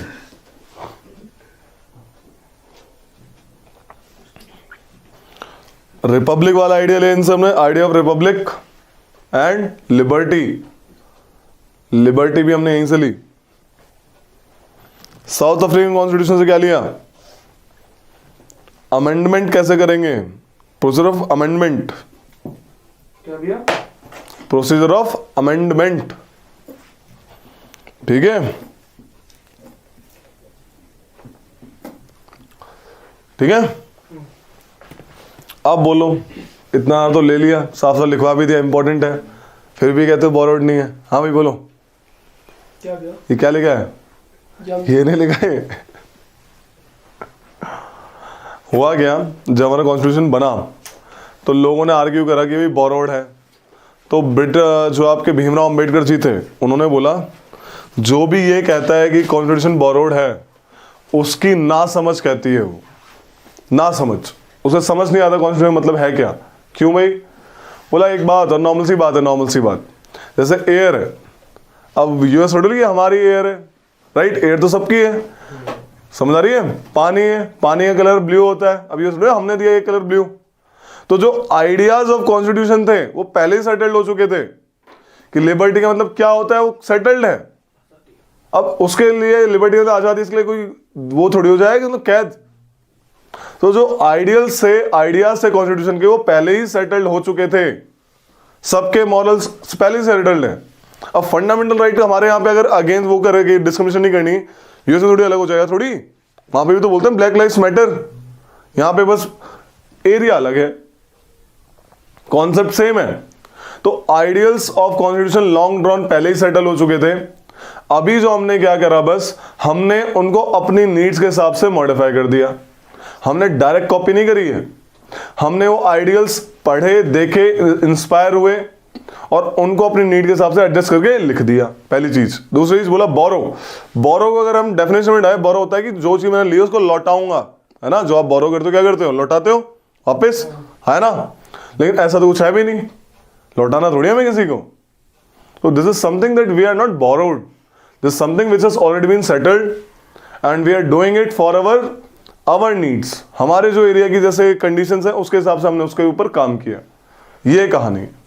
that's why it is not ठीक है, मॉडिफाइड बोरोड नहीं है। क्यों नहीं है? दो कारणों से नहीं है। एक तो लौटाएंगे नहीं, दूसरा क्या है, दूसरा ये है कि ये आइडियल्स पहले ही सेटल्ड हो चुके हैं। किसी कंट्री का हक नहीं है इन पे, कोई पेटेंट राइट नहीं है किसी का, कोई प्लेगरिज्म नहीं है। हमने किसी का कॉपी, लाइक जैसे बोला कि ये थोड़ी है कि हमने लाइक जो मारुति सुजुकी उसका डिजाइन कॉपी कर लिया, नो, ये तो सबका है। कार तो सभी बना रहे हैं, कार 4 पहिए की, सिंपल सी बात है ना। तो पेटेंट राइट नहीं किसी का। तो ये कहानी है, ये जो क्रिटिसिज्म का ऐसे बोला, साफ साफ बोला कि जो भी बोल रहा है बोलो उसको पता ही नहीं है कॉन्स्टिट्यूशन है क्या, उसको वो ना समझ है, पॉलिटिकल साइंटिस्ट ही नहीं है वो, ठीक है। तो ये the drawn from various sources, समझ आया। Blend of rigidity and flexibility. Rigidity and flexibility क्या है भाई? ये वर्ड रिलेट होते हैं अमेंडमेंट की। अमेंडमेंट कैसे होता है? देखो यार, कब बना था constitution? November 26 day of November. मैंने क्या पूछा वो बताओ ना। ये क्या नवंबर वाली डेट या 26 जनवरी वाली डेट? 26 नवंबर 1949। Simple, right. इस टाइम बना था कॉन्स्टिट्यूशन। तो अब क्या है? प्रेजेंट 2022, जो उस टाइम था वो अब नहीं है, राइट। तो क्या है, विद टाइम हमें कॉन्स्टिट्यूशन में बदलाव करने पड़ते हैं। नए क्राइम आए, साइबर क्राइम आया, उसके लिए लॉ बनाने पड़े। मनी लॉन्ड्रिंग एक्ट आया, उस टाइम थोड़ी था, वो एक्ट बनाना पड़ा, राइट। नए नए अमेंडमेंट करने पड़े। जैसे पहले 21 साल थी, अब 18 साल कर दिया एज। तो नए नए लॉ बनाने पड़े। तो बेसिकली क्या करा हमने, कॉन्स्टिट्यूशन को अमेंड किया। हमने क्या करा, उसमें अमेंड किया, चेंजेस लाए। जैसे पहले right to property fundamental right था, अब नहीं, अब वो नॉर्मल लीगल राइट है, कॉन्स्टिट्यूशनल राइट है। सरकार किसी प्रॉपर्टी ले लेगी, वो सीधा सुप्रीम कोर्ट नहीं आ सकता बंदा, ठीक है, क्योंकि वो अब फंडामेंटल राइट नहीं रहेगा, ठीक है भाई। तो blend of rigidity and flexibility का मतलब ये है, देखो रिजिडिटी मतलब आपका कॉन्स्टिट्यूशन इतना कठोर है कि भाई आप उसको इजीली अमेंड नहीं कर सकते, स्पेशल मेजोरिटी चाहिए। यानी कि आज पीएम साहब का मना है और उन्होंने बोला चलो हमारी मेजोरिटी हम अमेंड कर देंगे, नो, ऐसे नहीं होगा।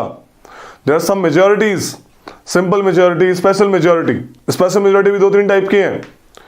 Article 368 deals with amendment of the constitution. क्या? Article 368 deals with amendment of the constitution. तो आर्टिकल है, सोचो यार, बहुत बड़ी बात है, खुद में एक बहुत बड़ा आर्टिकल है। जब जीएसटी पास होता, कैसे पास होता है? एनीबॉडी कॉल करना, जीएसटी कौन किसका टॉपिक है? कैसे हुआ था, कैसे आया था GST? Under which amendment act? 101st amendment. 101st amendment act. कैसे हुआ था? पार्लियामेंट ने पास किया 2/3 majority with 50% of the majority. Apart from this सारे स्टेट्स में से हाफ ऑफ द स्टेट्स ने साइन करके दिया था, हाँ हम एग्री करते हैं जीएसटी लाया जाए हमारे देश में। स्पेशल मेजोरिटी भाई, आधे स्टेट ने भी साइन करा है। करवाऊंगा मेजोरिटी के बारे में, सब कुछ लिखवाऊंगा बाद में। तो ये है रिजिडिटी का मतलब कि इजी नहीं है। क्या? इतना भी इजी नहीं है कि रातों रात चाह और चेंज कर दिया। अगर चेंज कर दिक्कत नहीं हो जाएगी? जिसकी सरकार हुई तो पता नहीं क्या कर दे, बोले आज से डिक्टेटरशिप लागू होती है, आज से कोई डेमोक्रेसी खत्म, लॉ बन गया। भैया एक चीज है, जो नोटबंदी हुई थी वो इसी के अंदर आती है। वो एग्जीक्यूटिव ऑर्डर है, वो अमेंडमेंट नहीं है, सरकार का ऑर्डर है। आया तो था भी वो डिसीजन, करेक्ट ऑर्डर है वो एक एक्ट, आरबीआई एक्ट के अंदर पावर है, like court of directors of RBI. तो सरकार उनको ऑर्डर देगी, वो करेंगे काम, वो तो एग्जीक्यूटिव ऑर्डर है। कोई कॉन्स्टिट्यूशन अमेंड नहीं करा उसके अंदर कि भाई नोटबंदी करो तो चलो ये काट दो, 500 गए नहीं, कॉन्स्टिट्यूशन में नहीं लिखा हुआ। देखो कॉन्स्टिट्यूशन ये है, इसमें सारे के सारे आर्टिकल्स लिखे हुए हैं, जो इसमें बदलाव आएगा, ठीक है, तो उसके लिए अमेंडमेंट करना पड़ेगा। लॉज अलग होते हैं, ठीक है, लॉज आर ऑल, कॉन्स्टिट्यूशन भी एक लॉ है, लेकिन ये जो लॉ है कॉन्स्टिट्यूशन लॉज, ये ज्यादा भारी भरकम है। क्यों? ये एक प्रॉपर तरीके लिखे हुए हैं और ये हमारे कॉन्स्टिट्यूशन मेकर्स ने बनाए, यहीं से पावर आ रही है।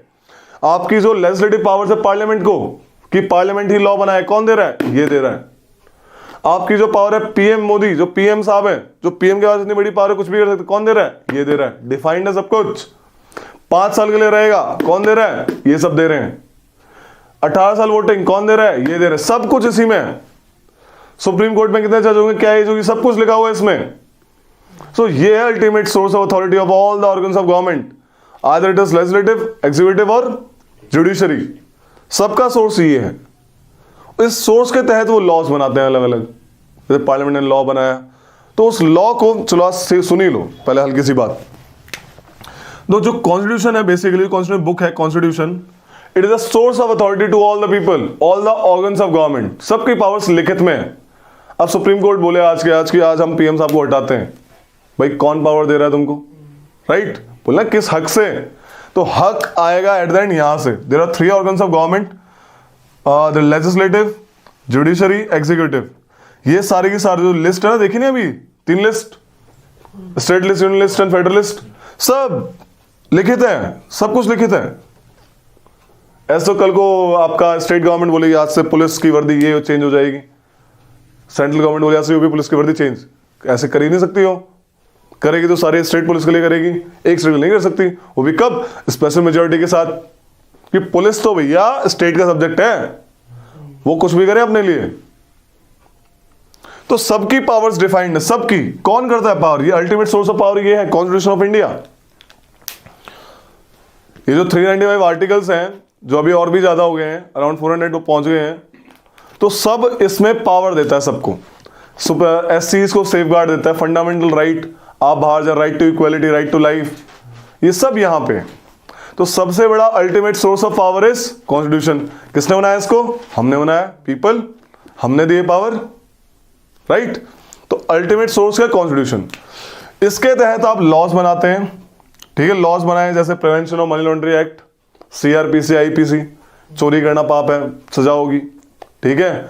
ये रेप लॉज जो भी हैं, सारे के सारे जो लॉज बन रहे हैं वो इसके तहत बन रहे हैं। तो ये लॉ बनते हैं, इन्हें एक अलग बुक में रखा जाता है, उसे कहते हैं स्टैट्यूट बुक। क्या कहते हैं? STATUT, statute book. स्टैट्यूट मतलब होता है लॉ, ठीक है। अलग लॉ बुक में रखा जाता है। कॉन्स्टिट्यूशन लॉ अलग है, नॉर्मल लॉ अलग है, ठीक है। There constitution laws, there normal laws. अरे ये बात कहानी समझ में? तो ये डिफरेंस होता है बेसिकली। तो कॉन्स्टिट्यूशन में कितनी खतरनाक पावर है। इनको बदलने के लिए कॉन्स्टिट्यूशन नहीं बदलना पड़ेगा। जैसे एनवायरमेंट प्रोटेक्शन एक्ट, कुछ चेंज आया, बोला नॉइज पॉल्यूशन भी ऐड कर दो इसमें, एयर एक्ट में, तो कॉन्स्टिट्यूशन को नहीं बदला गया था, बस इस एक्ट में जाके चेंज कर दिया था उन्होंने। समझ आ गई? इस बुक में जाके बदली कर दी, अमेंडमेंट कर दिया। कॉन्स्टिट्यूशन अमेंडमेंट अलग चीज है, समझाया? अरे ये बात समझ में? तो ये कहानी है। तो रिजिडिटी बात समझ में? रिजिडिटी मतलब ये है भाई, आपका कॉन्स्टिट्यूशन को बदलने में दिक्कत तो आएगी, स्पेशल मेजोरिटी चाहिए, 2/3। कितने मेंबर्स हैं? 540 लोकसभा में और आपके राज्यसभा में 245। इनका 2/3 चाहिए पास करवाने के लिए। नॉर्मल लॉ पास करवाने के लिए 50% चाहिए होता है, बस वही मेजोरिटी। इसमें 2/3 मेजोरिटी चाहिए, 2/3। और कोई अलग केस होता है, ज्यादा बड़ा अमेंडमेंट है, तो वही 50% ऑफ द स्टेट रेटिफाई करेंगे अलग अलग से, वो लॉ हर स्टेट में जाएगा। और जब तक 50%, 28 में से 14 स्टेट रेटिफाई नहीं करते, तब तक लॉ पास नहीं हो, जीएसटी नहीं लगता। समझ आ रही है? तो ये सिस्टम होता है कि भाई रिजिड का मतलब ये है। रिजिड मतलब समझाया? कॉन्स्टिट्यूशन रिजिड क्यों है? कि उसको अमेंड करने का पावर रिजिड है, फ्लेक्सिबल भी है, इजी भी है। कुछ ऐसे भी लॉज हैं, कुछ ऐसे भी कॉन्स्टिट्यूशन आर्टिकल्स हैं जो इजीली अमेंड हो जाते हैं, जिनमें स्पेशल मेजोरिटी की जरूरत नहीं पड़ती। वो अमेंडमेंट आर्टिकल 368 के अंडर नहीं आते। 368 में तो भैया स्पेशल मेजोरिटी चाहिए। समझ आ रही इतनी सी कहानी? लेकिन कुछ अमेंडमेंट ऐसे भी हैं जो इजीली अमेंड किए जा सकते हैं। 50% ऑफ मेजोरिटी बस कर दिया, हो गया, अमेंड हो गया कॉन्स्टिट्यूशन। जैसे कि change of name of states, Uttaranchal का उत्तराखंड कर दिया, ओडिशा का ओडिशा कर दिया, ठीक है, मद्रास का तमिलनाडु कर दिया, स्टेट तोड़ दिया। पार्लियामेंट यानी किसकी मेजोरिटी है अभी? बीजेपी की। वैसे वर्ड इज पार्लियामेंट, ठीक है। अगर पार्लियामेंट चाहे, आज पार्लियामेंट के लोगों के मन में आया हमें गोवा पसंद नहीं आ रहा, गोवा को गायब कर दो, गायब कर देंगे। गोवा कल के नक्शे में नहीं रहेगा, किसके पास? मतलब मास्टर में मिला दो, रातों रात किस में मिला दूं? कहीं भी मिला दो। बोला गोवा मतलब हरियाणा, बोला हरियाणा, हरियाणा का आधा पार्ट वहां, आधा पार्ट यहाँ। रातों रात बदल सकते हैं लोग। 50% मेजोरिटी चाहिए बस, पार्लियामेंट बैठेंगे, पास कर देंगे। जम्मू कश्मीर क्या हुआ था? कोई अमेंडमेंट थोड़ी हुआ, लाइक समझ रहे हो, अमेंडमेंट इजी वाला हुआ था, कोई ऐसे ऐसे वही वाली मेजोरिटी नहीं चाहिए। स्टेट रिऑर्गेनाइजेशन वाला जो सिस्टम हुआ था, that we break the Jammu and Kashmir 2 UTs, 370 हटाया, ऑर्डर से, वो एग्जीक्यूटिव ऑर्डर था, वो तो अलग चीज है। लेकिन JNK को 2 UT में बांटा, किस अमेंडमेंट से? सिंपल मेजोरिटी से। सिंपल मेजोरिटी 2 पार्ट में तोड़ दिया, UT बना दिया। बोला यूपी हमें अच्छा लग रहा है, इसको UT बनाएंगे, रातों रात UT बना दिया, गए CM साहब। समझ आ रही है? तो पार्लियामेंट कभी भी चाहे स्टेट का नाम बदलना है, स्टेट की बाउंड्री बदलना है, स्टेट ही बदलना, तोड़ देना तेलंगाना आंध्र प्रदेश से, तोड़ देना झारखंड, कैसा है पंजाब, कहां गए तुम? राजस्थान से भी बच गए, वो तुम्हें पता भी नहीं वैसे। राजस्थान में तुम कहां गए हो? हरियाणा, कैसा है हरियाणा? पंजाब से। पंजाब से आया, तो रातों रात हो गया मामला। आज कितने स्टेट हैं? 28 गया। तुमने पहले 14 बोला था, तो कैसे कहते? 15 स्टेट कौन सा बना था? 16वां, 17वां, 18वां? शायद नॉर्थ ईस्ट के बने हुए हैं। हरियाणा कौन सा स्टेट है? कौन सा नंबर का स्टेट है? 1 नंबर भैया, कौन सा नंबर का स्टेट है?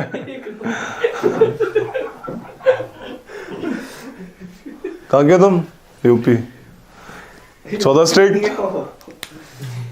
14 स्टेट के नाम बताओ। चलो चलो अभी बात करते हैं उसके बारे में, फिर डिस्कस करते हैं। तुम्हारा तो अभी तोड़ता हूँ तुमको। अच्छा भैया सुनो तो, हाँ, तो अभी आपने बताया कि PM को भी हम रातों रात, आपने बताया PM के भी ऊपर किसी की सुपीरियर पावर होती है। जैसे कि समझा नहीं, क्वेश्चन क्या पूछना तो ये बताओ। आपने बताया था ना कि सुप्रीम कोर्ट चाहे तो PM को भी हटा सकता अबे एग्जाम्पल दिया है मैंने, अच्छा, तो ठीक है, PM कि के पावर्स, मतलब एग्जाम्पल देगी, पावर सबकी डिफाइंड है, PM के ऊपर किसकी होती है? किसी की नहीं है। नहीं है। चेक एंड बैलेंस है। देखो मान लो PM ने ऐसा काम किया, PM ने ऐसा काम किया, बोला आज से क्या करेंगे, शेड्यूल कास्ट के खिलाफ डिस्क्रिमिनेशन करेंगे, ठीक है, आज से लागू होता है। समझ आ रही है? तो ये जो है ये अनकॉन्स्टिट्यूशनल है, अनकॉन्स्टिट्यूशनल है, नहीं कर सकता भाई। अनकॉन्स्टिट्यूशनल है ये, समझाया? तो इसको सुप्रीम कोर्ट रातों रात खारिज कर देगी कि मजाक थोड़ी चल रहा है भाई।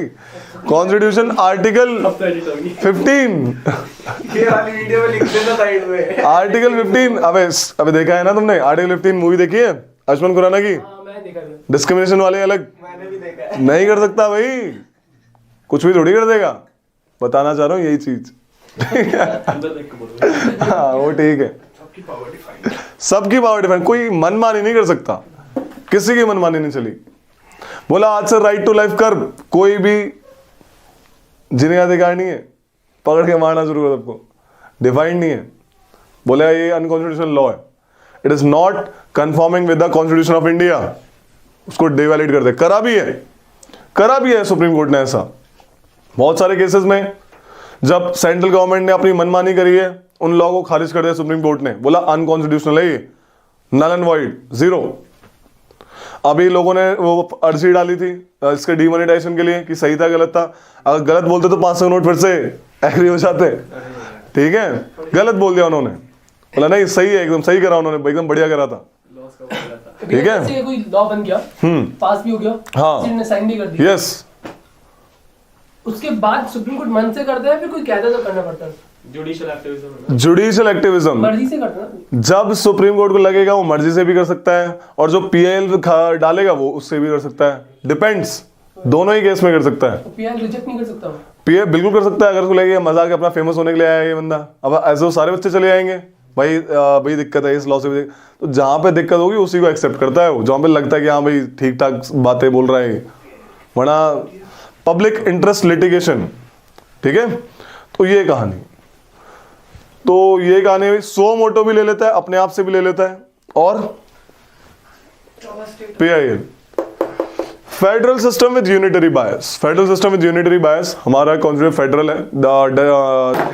फेडरल सिस्टम मतलब on the basis of division of power between centre and states. State के पास कितनी पावर है, सेंटर के पास कितनी पावर है, जब ये सब लिखा होगा अलग अलग, कोई भी किसी के पावर में नहीं घुसेगा। CM साहब का काम अलग है, PM साहब का काम अलग है, तो उसे फेडरल स्ट्रक्चर कहते हैं। समझ आ रही है? जैसे आपके स्टेट गवर्नमेंट का काम मैंने बताया डिफाइंड है, पुलिस वगैरह, राइट। आपके सेंट्रल गवर्नमेंट का काम अलग है, डिफेंस, कम्युनिकेशन, याद है ना। ये जो आपके डिफेंस है, एक्सटर्नल अफेयर्स, फॉरेन अफेयर्स, कौन डील करता है? Central government. तो पावर्स डिफाइंड है on the basis of division of powers between structures of government. Structure बोलते दो, सेंट्रल स्टेट, तीसरा हमारे पास 3 भी है, पंचायती राज। तो डिफाइंड है इसे, बिल्कुल हमारे पास यूनिक है 3। We have 3 tier of government, central, state and, अभी लिखा है ना, ये देखो लिखा है इसमें, मैंने लिखवाया 3 टियर ऑफ गवर्नमेंट। सिर्फ इंडिया में है पंचायती राज, पूरे वर्ल्ड में कहीं नहीं है। कितनी बड़ी बात है यार। फिर 4 नहीं हो जाएगा सिस्टम? कैसे? मतलब सिटी में अलग होता है, सिटी में पंचायती राज ही तो है, म्युनिसिपैलिटी वाला पंचायती राज तो बोलेंगे उसको। वो सिटी के नाम अलग। ग्राउंड लेवल पे, विलेज में सरपंच, प्रधान, ये सब हो जाएंगे। आपके town area, trans area, urban rural, yes, local urban, ठीक है, rural, this one urban rural, sarpanch के इलेक्शन होते हैं वैसे ही है। ठीक है। तो basically we have 3 tiers of government, federal feature है, सबकी लिस्ट डिफाइंड है। बेसिकली अभी सेंटर और स्टेट की बात करेंगे, ठीक है, सबकी लिस्ट डिफाइंड है। पहली बात समझ आई, हम लोग फेडरल भी है। यूनिटरी बाइस क्या है? पहली बात तो ज्यादा पावर्स हमारे सेंटर के पास है, लिस्ट देखेंगे, ज्यादा पावर्स सेंटर के पास, सेंट्रल लिस्ट में ज्यादा सब्जेक्ट्स हैं, स्टेट में 50 ऐसे करके, और सेंटर में 90 के आसपास, राइट। और जो रेसिडुअरी पावर है वो भी सेंटर के पास है। कॉन्करेंट पावर, उसमें ज्यादा सब्जेक्ट है, यानी कि इस पे आपका दबदबा किसका? सेंटर का होगा। और क्या है? इमरजेंसी जब आती है, एज पर आर्टिकल 352, 356, 365 एंड 360, इसके अंडर एक ही, बस एक ऑर्डर से पूरा हमारा सिस्टम यूनिटरी बन जाता है। जब नेशनल इमरजेंसी लगी थी इंदिरा गांधी गवर्नमेंट में, फिर सेंटर कुछ भी कर सकता है स्टेट के साथ, कुछ भी, एनीथिंग। जब भी किसी देश में, जब भी किसी प्रदेश में प्रेसिडेंट रूल लगेगा, वहां पे सेंटर कुछ भी कर देगा। प्रेसिडेंट रूल लगते हैं बहुत बार, ठीक है, तो वहां पे कोई अमेंडमेंट नहीं करना होता, नो अमेंडमेंट रिक्वायर्ड, बस बोला इमरजेंसी लगी, now this state is completely under control of this central government. तो यूनिटरी बायस भी है, समझाया? ऐसा कहीं नहीं है ऐसा प्रोविजन की एक बार फटाक से ले लिया ऐसे करके, हमारे पास है, दोनों है, मिक्सचर है। तो we have federal system with unitary bias. समझा इतनी सी बात? यूनिटरी मतलब, यूनिटरी में क्या होता है, यूनिटरी का मतलब क्या होता है, यूनिटरी गवर्नमेंट, फेडरल समझाया, अलग अलग डिफाइंड है। यूनिटरी मतलब क्या होता है कि जिसमें सेंट्रल गवर्नमेंट ज्यादा पावरफुल होती है, और अगर मान लो कभी स्टेट गवर्नमेंट है तो सेंट्रल गवर्नमेंट से पावर ड्राइव करेंगी, ठीक है। जैसे यूके, वो यूनिटरी है, चाइना यूनिटरी है, टोटल यूनिटरी, ठीक है। अगर होगी स्टेट गवर्नमेंट मान लो, तो वो पावर किससे ड्राइव करेंगी? सेंटर से। हम लोग ऐसे भी नहीं है प्रॉपर, राइट, वो तो सारी पावर किसके गवर्नमेंट ड्राइव कर रहा है, चाहे स्टेट हो चाहे फेडरल है, बट इमरजेंसी के दौरान हम यूनिटरी बन जाते हैं। समझा रहे कहानी? यूनिटरी समझ आया? इसको और भी आगे डील करेंगे और भी अच्छी तरह। पार्लियामेंट्री फॉर्म ऑफ गवर्नमेंट, देखो यार, on the basis of relation, ओए, on the basis of relation, किसके बीच में रिलेशन? मैंने बताया 3 टाइप की गवर्नमेंट है, legislative organs, judiciary and executive. ये मान लो जैसे पार्लियामेंट है ना, ये सुप्रीम कोर्ट मान लो, और ये मान लो प्रेसिडेंट साहब, है ना, head of the, eight the and कौन है? आपका एग्जीक्यूटिव हेड। सारे ना काम किसके नाम से हो रहे हैं? प्रेसिडेंट साहब के नाम से हो रहे हैं। तो ये जो होता है, और पीएम मानो चलो इसको अभी के लिए, एग्जीक्यूटिव का जो हेड ऑफ गवर्नमेंट कौन है? आपका पीएम। तो ये जो 3 पार्ट हैं, executive, legislative and this one judiciary, इनके बीच में जब रिलेशन होता है अलग अलग, उसके बेसिस पे 2 टाइप की गवर्नमेंट होती है, प्रेसिडेंट और पार्लियामेंट। जैसे कि the relation between executive and legislative, जब इन्हीं के बेसिस पे मेनली एग्जीक्यूटिव और लेजिस्लेटिव के बीच में जब रिलेशन होगा, क्या होगा? एग्जीक्यूटिव और लेजिस्लेटिव के बीच में, based on this relation we have two types of government. कौन सी? Presidential form and parliamentary form. Parliamentary form में क्या होता है?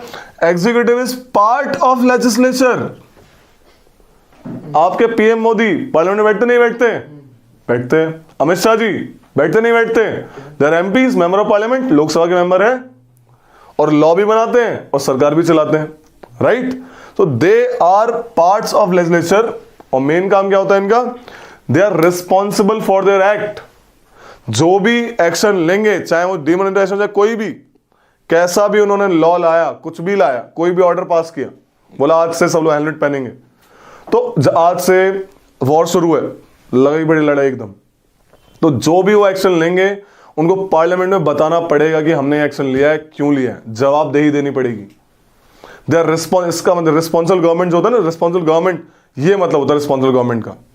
दे have to be answerable against the legislature of that area. Answerability बढ़ जाती है. जैसे आप कोई घर से बाहर जाते हो, कोई भी काम करके आते हो, आप घर में बताते हो, हिसाब बताते हो बेसिकली, राइट? इतने रुपए लगे, इतने वहां का था, बताओ, टिकट संभाल के रख रखिए. ठीक है? तो कभी कभी बिल दिखाते हो, कभी कभी कुछ दिखाते हो, काइंड ऑफ दैट थिंग. तो ये सब चीजें होती हैं.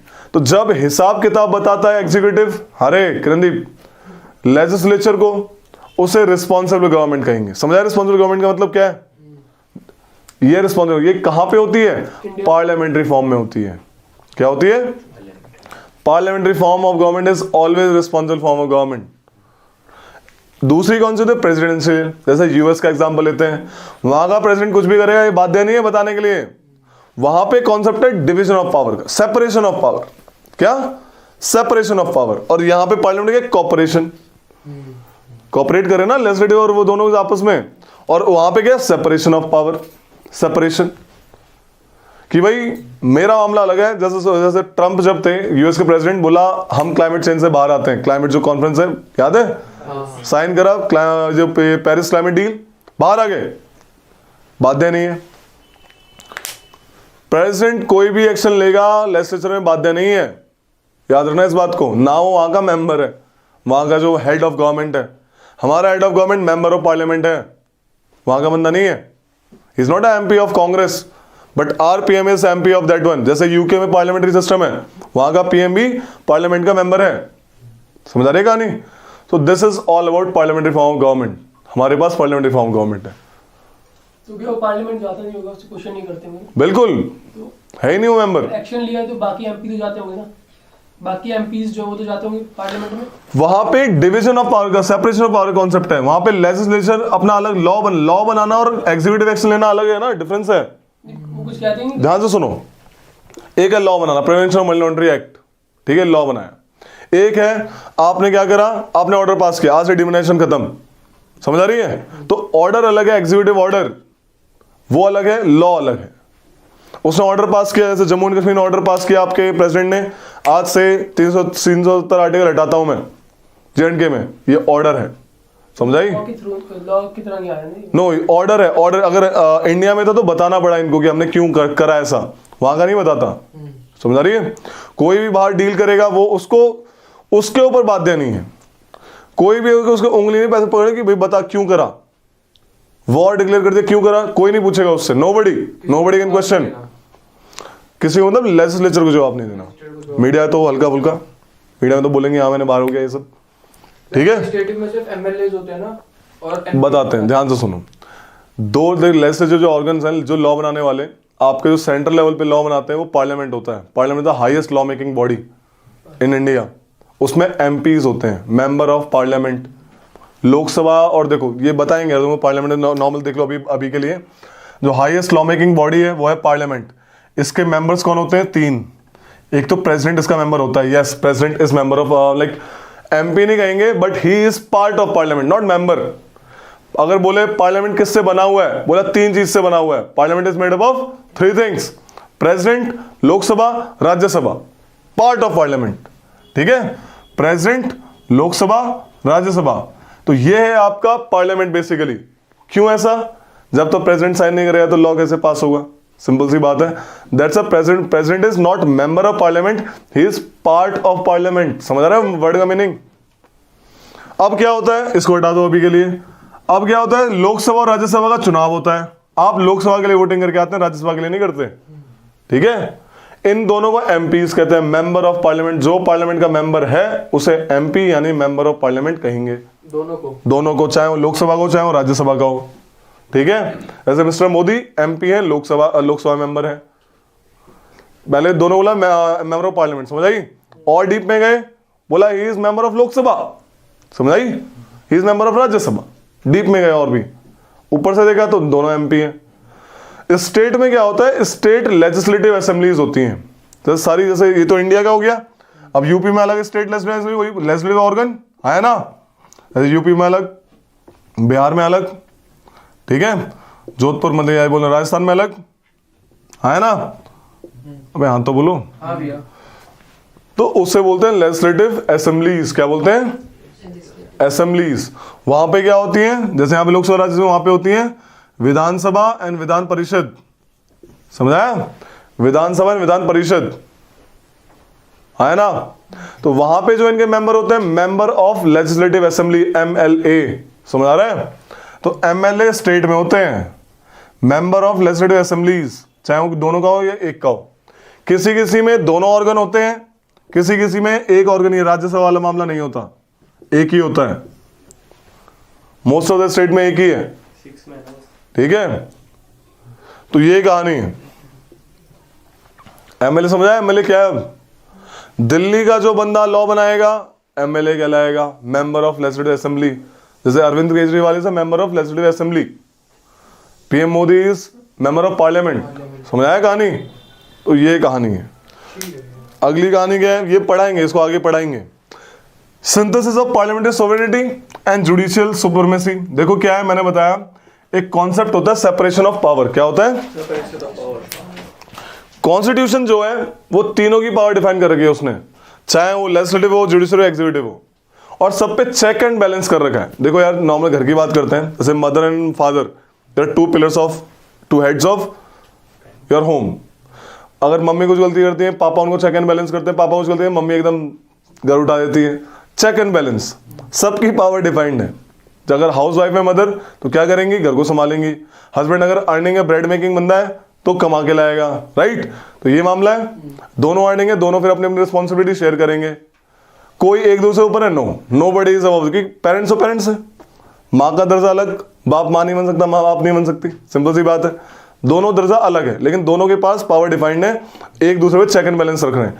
ऐसे ही ये तीनों जो ऑर्गन्स है, लेजिस्लेटिव, जुडिशरी, एग्जीक्यूटिव, ये तीनों आपस में चेक एंड बैलेंस रखते हैं। जैसे अभी ये पूछा था हमने कि पार्लियामेंट किसी भी स्फीयर में लॉ बना सकता है, इंडिया के किसी भी स्फीयर में, जो कि सेंट्रल लिस्ट में होगा, जो कि कॉन्ग्रेस लिस्ट में होगा, है ना। कोई भी जुडिशरी कोई भी लॉ खारिज कर सकती है, खत्म कर सकती है बनाया हुआ पार्लियामेंट का, अगर वो कॉन्स्टिट्यूशन के हिसाब से नहीं होगा। पता लगा पार्लियामेंट ने ऐसा लॉ बनाया जो स्टेट लिस्ट में था नॉर्मल टाइम्स में, तो खारिज कर देगी जुडिशरी। तो क्या है, देखो, पार्लियामेंट है सोवरेनिटी, किस सोवरेन है, सबसे बड़ा है। सोवरेन मतलब कि उसके ऊपर कोई नहीं है। तो पार्लियामेंट से बड़ा कोई और लॉ बनाने वाला नहीं है। लेकिन जुडिशियल की सुप्रीमेसी से भी है अलग से, वो भी तो चेक कर सकती है। तो आपस में चेक एंड बैलेंस करते हैं। जज साहब ने कुछ ऐसा कर दिया जो अनकॉन्स्टिट्यूशनल है, ऐसा कुछ कर दिया, इम्पीचमेंट हो जाएगा उनका, पार्लियामेंट करेगा। अपॉइंट कौन करता है जज को, एट द एंड प्रेसिडेंट साहब। तो चेक एंड बैलेंस है। इम्पीचमेंट में जज खुद आता है वहाँ पे, इम्पीचमेंट में बोलने आ सकता है, उसका मन है तो। पार्लियामेंट में आता है फिर जज, अगर उसका मन है बोल सकता है, उसके इंक्वायरी बैठेगी तो उसके ऊपर बात कर सकता है, ठीक है। वोटिंग हो रहा है तब वहाँ आता है वो। Not exactly defined in constitution कि भाई प्रेजेंट होना पड़ेगा, ऐसा नहीं लिखा है, ठीक है। बट जब इंक्वायरी होती है, उसके ऊपर इंक्वायरी बैठती है, तो वो जवाब दे ही देता है कि भाई हाँ भाई ऐसा से बात है। लेकिन जब वोटिंग हो रही होगी, उसको सिटिंग नहीं करने दिया जाएगा वहाँ पे सुप्रीम कोर्ट में, वहाँ पे ऑर्डर पास नहीं करेगा। इम्पीचमेंट सुप्रीम कोर्ट में थोड़ी होगा वो। सुप्रीम कोर्ट का जज की बात बता रहा हूँ अभी मैं, नहीं, हाँ वो तो है, ठीक है। वोटिंग होगी तो वो पार्लियामेंट में होगा या सुप्रीम कोर्ट में? वहाँ नहीं, पार्लियामेंट आने की जरूरत नहीं है उसको। वोटिंग का होगी, वोटिंग पार्लियामेंट में होगी, पार्लियामेंट आज तक हुई नहीं है। एक बार ट्राई करा था, लेकिन वो लॉ खत्म हो गया था। आज तक कोई इम्पीच नहीं हुआ जज। नो नन ऑफ द, क्योंकि भाई डिफाइंड है पावर, बताएंगे इसके बारे में अभी, क्योंकि जुडिशियल सुप्रीमेसी है यार।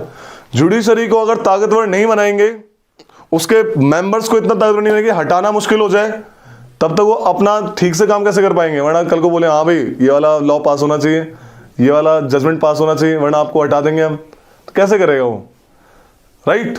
पुलिस थोड़ी है, जुडिशरी।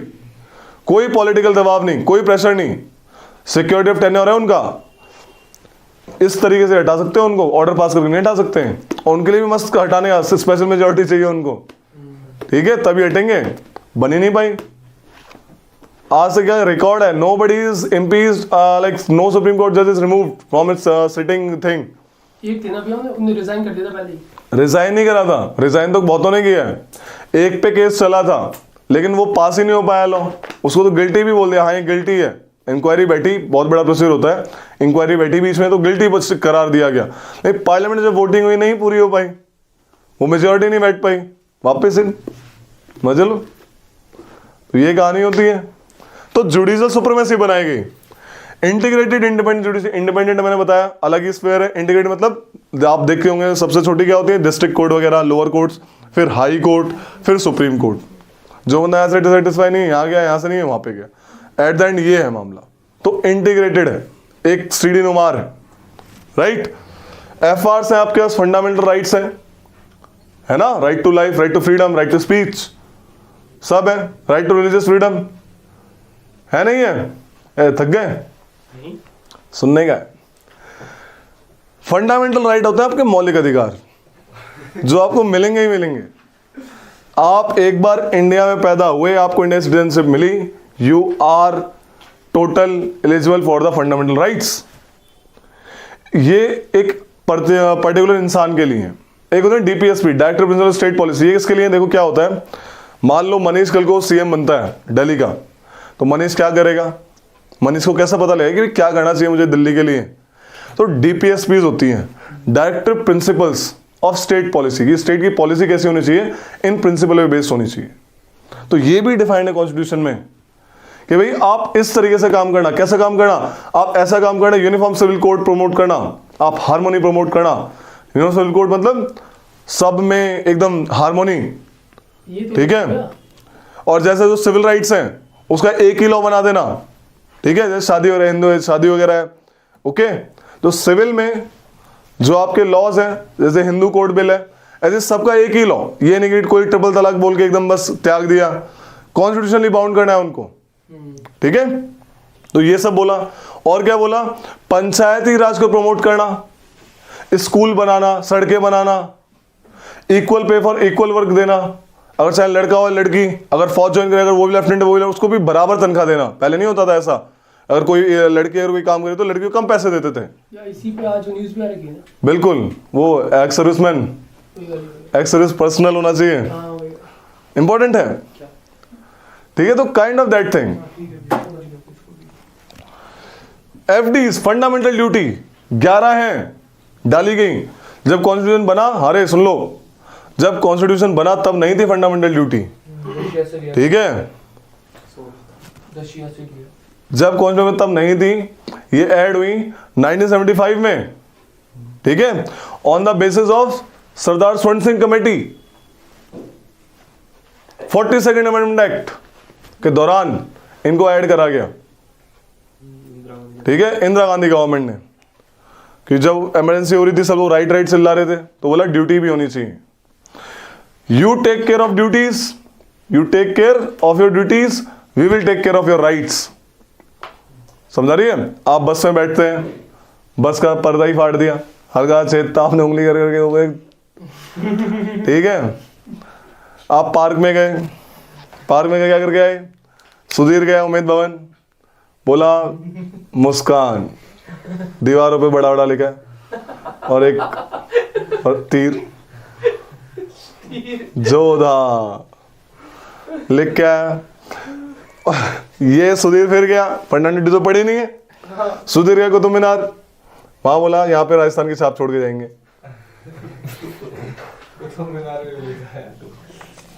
ठीक है? वहां पे सुधीर ने राजस्थान की छाप छोड़ी, बोला यहाँ पे बैठे हैं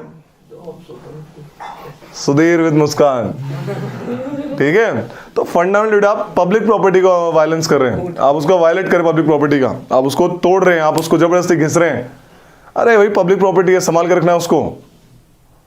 बेंच है, लड़ाई हो गई, लड़ते लड़ते बेंच तोड़ दी, स्कूल में होता है, पटक के मारा, कुर्सी टूट गई, नट निकाल लिए है नट निकाल लिए, प्रकार वो जो होता है कंपास लिख दिया, भाई साहब यहाँ पे मैं बैठा करता था। कोई अगर पब्लिक प्रॉपर्टी को तोड़ रहा है तो हम तो उसके अंदर फिर फंडामेंटल ड्यूटीज केस में उसमें उस पे केस भी कर सकते हैं। फंडामेंटल ड्यूटी में केस नहीं लगता है, बट ये आपकी ड्यूटी को फॉलो करनी चाहिए। It is not bounded, bounded नहीं है। लिख के आते हैं ना लोग, भाग जाते हैं। कुछ एक्ट्स बने हुए हैं मॉन्यूमेंट्स के लिए, prevention of like this one injury to the national monuments act, ये सब है। बट ऐसा कुछ भी नहीं है कि अगर नहीं फॉलो करोगे तो पकड़ के ले जाएंगे, ऐसा नहीं है। आप अगर उनको नहीं फॉलो करोगे उनको पकड़ के ले जाते, लिखते हैं ना लोग जबरदस्ती जाके, तोड़ रहे हैं, बस तोड़ रहे हैं। अगर वो पकड़ में आते फंडामेंटल ड्यूटी के तहत नहीं आएंगे, वो फिर उसके जो मॉन्यूमेंट्स एक्ट है उसके अंडर पकड़े जाएंगे। समझ रही है? It is not justiciable. Fundamental right में एक बात बताने वाला था, अगर आपकी राइट टू लाइफ कोई भी हनन करता है, आपके पास पावर है सीधा सुप्रीम कोर्ट तक जाने, सीधा, ना कोई डिस्ट्रिक्ट कोर्ट ना कोई, सीधा सुप्रीम कोर्ट जा सकते हो आप कि भाई ये सरकारी अफसर ने मेरी राइट टू लाइफ लेने की कोशिश करी, बिना बात के गोली दिखा रहा था मुझे, ठीक है। तो ये वही कहानी है, गोली ऐसे थोड़ी दिखाएगा। ऐसे करके, ठीक है। तो ये कहानी है 9mm सेक्युलर स्टेट। डर भी ना लगे, सेक्युलर स्टेट क्या होता है? मर तो जाती है। अबे ओए, there are two type of state, there are, अबे ओए, टू टाइप्स ऑफ स्टेट्स। दो बारी तोड़ दूंगा। सेक्युलर स्टेट वो होता है जो कोई भी किसी भी रिलीजन को फॉलो नहीं करता, जैसे यूएसए, जैसे इंडिया, सेक्युलर स्टेट है। There are two types, positive secularism, negative secularism. Positive मतलब क्या होता है, नेगेटिव मतलब क्या होता है? स्टेट अलग यानी कंट्री अलग और रिलीजन अलग। जैसे यूएसए, वहां पे रिलीजन के मामले में यूएसए का कंट्री दखल नहीं देगा, और यूएसए कंट्री यानी लॉस के मामले में रिलीजन दखल नहीं देगा। भैया हमारा कोई मतलब नहीं है आपके रिलीजन से, आप हिंदू मुस्लिम कुछ भी है, इट हार्डली मैटर्स, फिर विद आवर पॉलिसीज। इंडिया में क्या है? पॉजिटिव, हम दखल देंगे लेकिन इक्वली, सबकी रिस्पेक्ट करेंगे इक्वली। जैसे सबरीमाला इशू हुआ था, वुमेन के साथ डिस्क्रिमिनेशन वाली बात हुई थी, हमने इक्वली दखल दी कि भाई कुछ भी करेंगे आप डिस्क्रिमिनेट नहीं कर सकते हैं, हम सबकी रिस्पेक्ट इक्वली करेंगे और सबको इक्वली प्रोटेक्ट करेंगे, राइट। सो ये पॉजिटिव सेक्युलरिज्म है, इंडिया कॉन्सेप्ट है। इंडिया में सिर्फ पॉजिटिव ही है। यस, इंडिया में पॉजिटिव सेक्युलरिज्म है। सेक्युलरिज्म मतलब क्या है? इंडिया कोई रिलीजन नहीं है। कोई बोले इंडिया का रिलीजन क्या है? No no, nothing religion. India as a secular, Pakistan is not a secular state, ठीक है, इस्लामिक स्टेट है वो। इस्लाम उसका कंट्री का रिलीजन है, बताओ, हमारा ऐसा कुछ भी नहीं है, ठीक है। सो ये चीज है।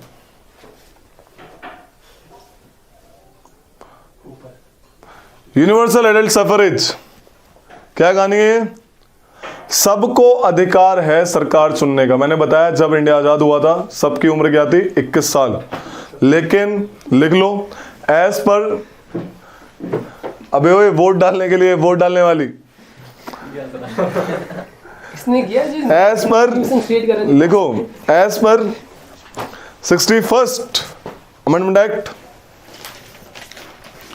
एज पर 61st amendment act, the voting age of a person reduced from voting age of a person reduced from 21 साल to 18 साल। 61st से करा भाई, 1986 भी है। 1988, ठीक है। सिंगल सिटीजनशिप, सिंगल सिटीजनशिप है। देखो यार, यूएस में डबल सिटीजन का कॉन्सेप्ट है, एक तो बंदा होगा यूएस का और एक होगा खुद के स्टेट का। हाँ भाई, ये टेक्सास का बंदा है, टेक्सास की सिटीजनशिप अलग, यूएस सिटीजनशिप अलग। हमारे यहाँ पे ऐसा नहीं है।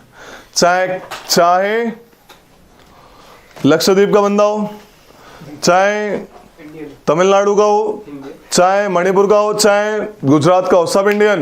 Everyone is considered as single citizenship क्यों? ब्रदरहुड प्रमोट करने के लिए।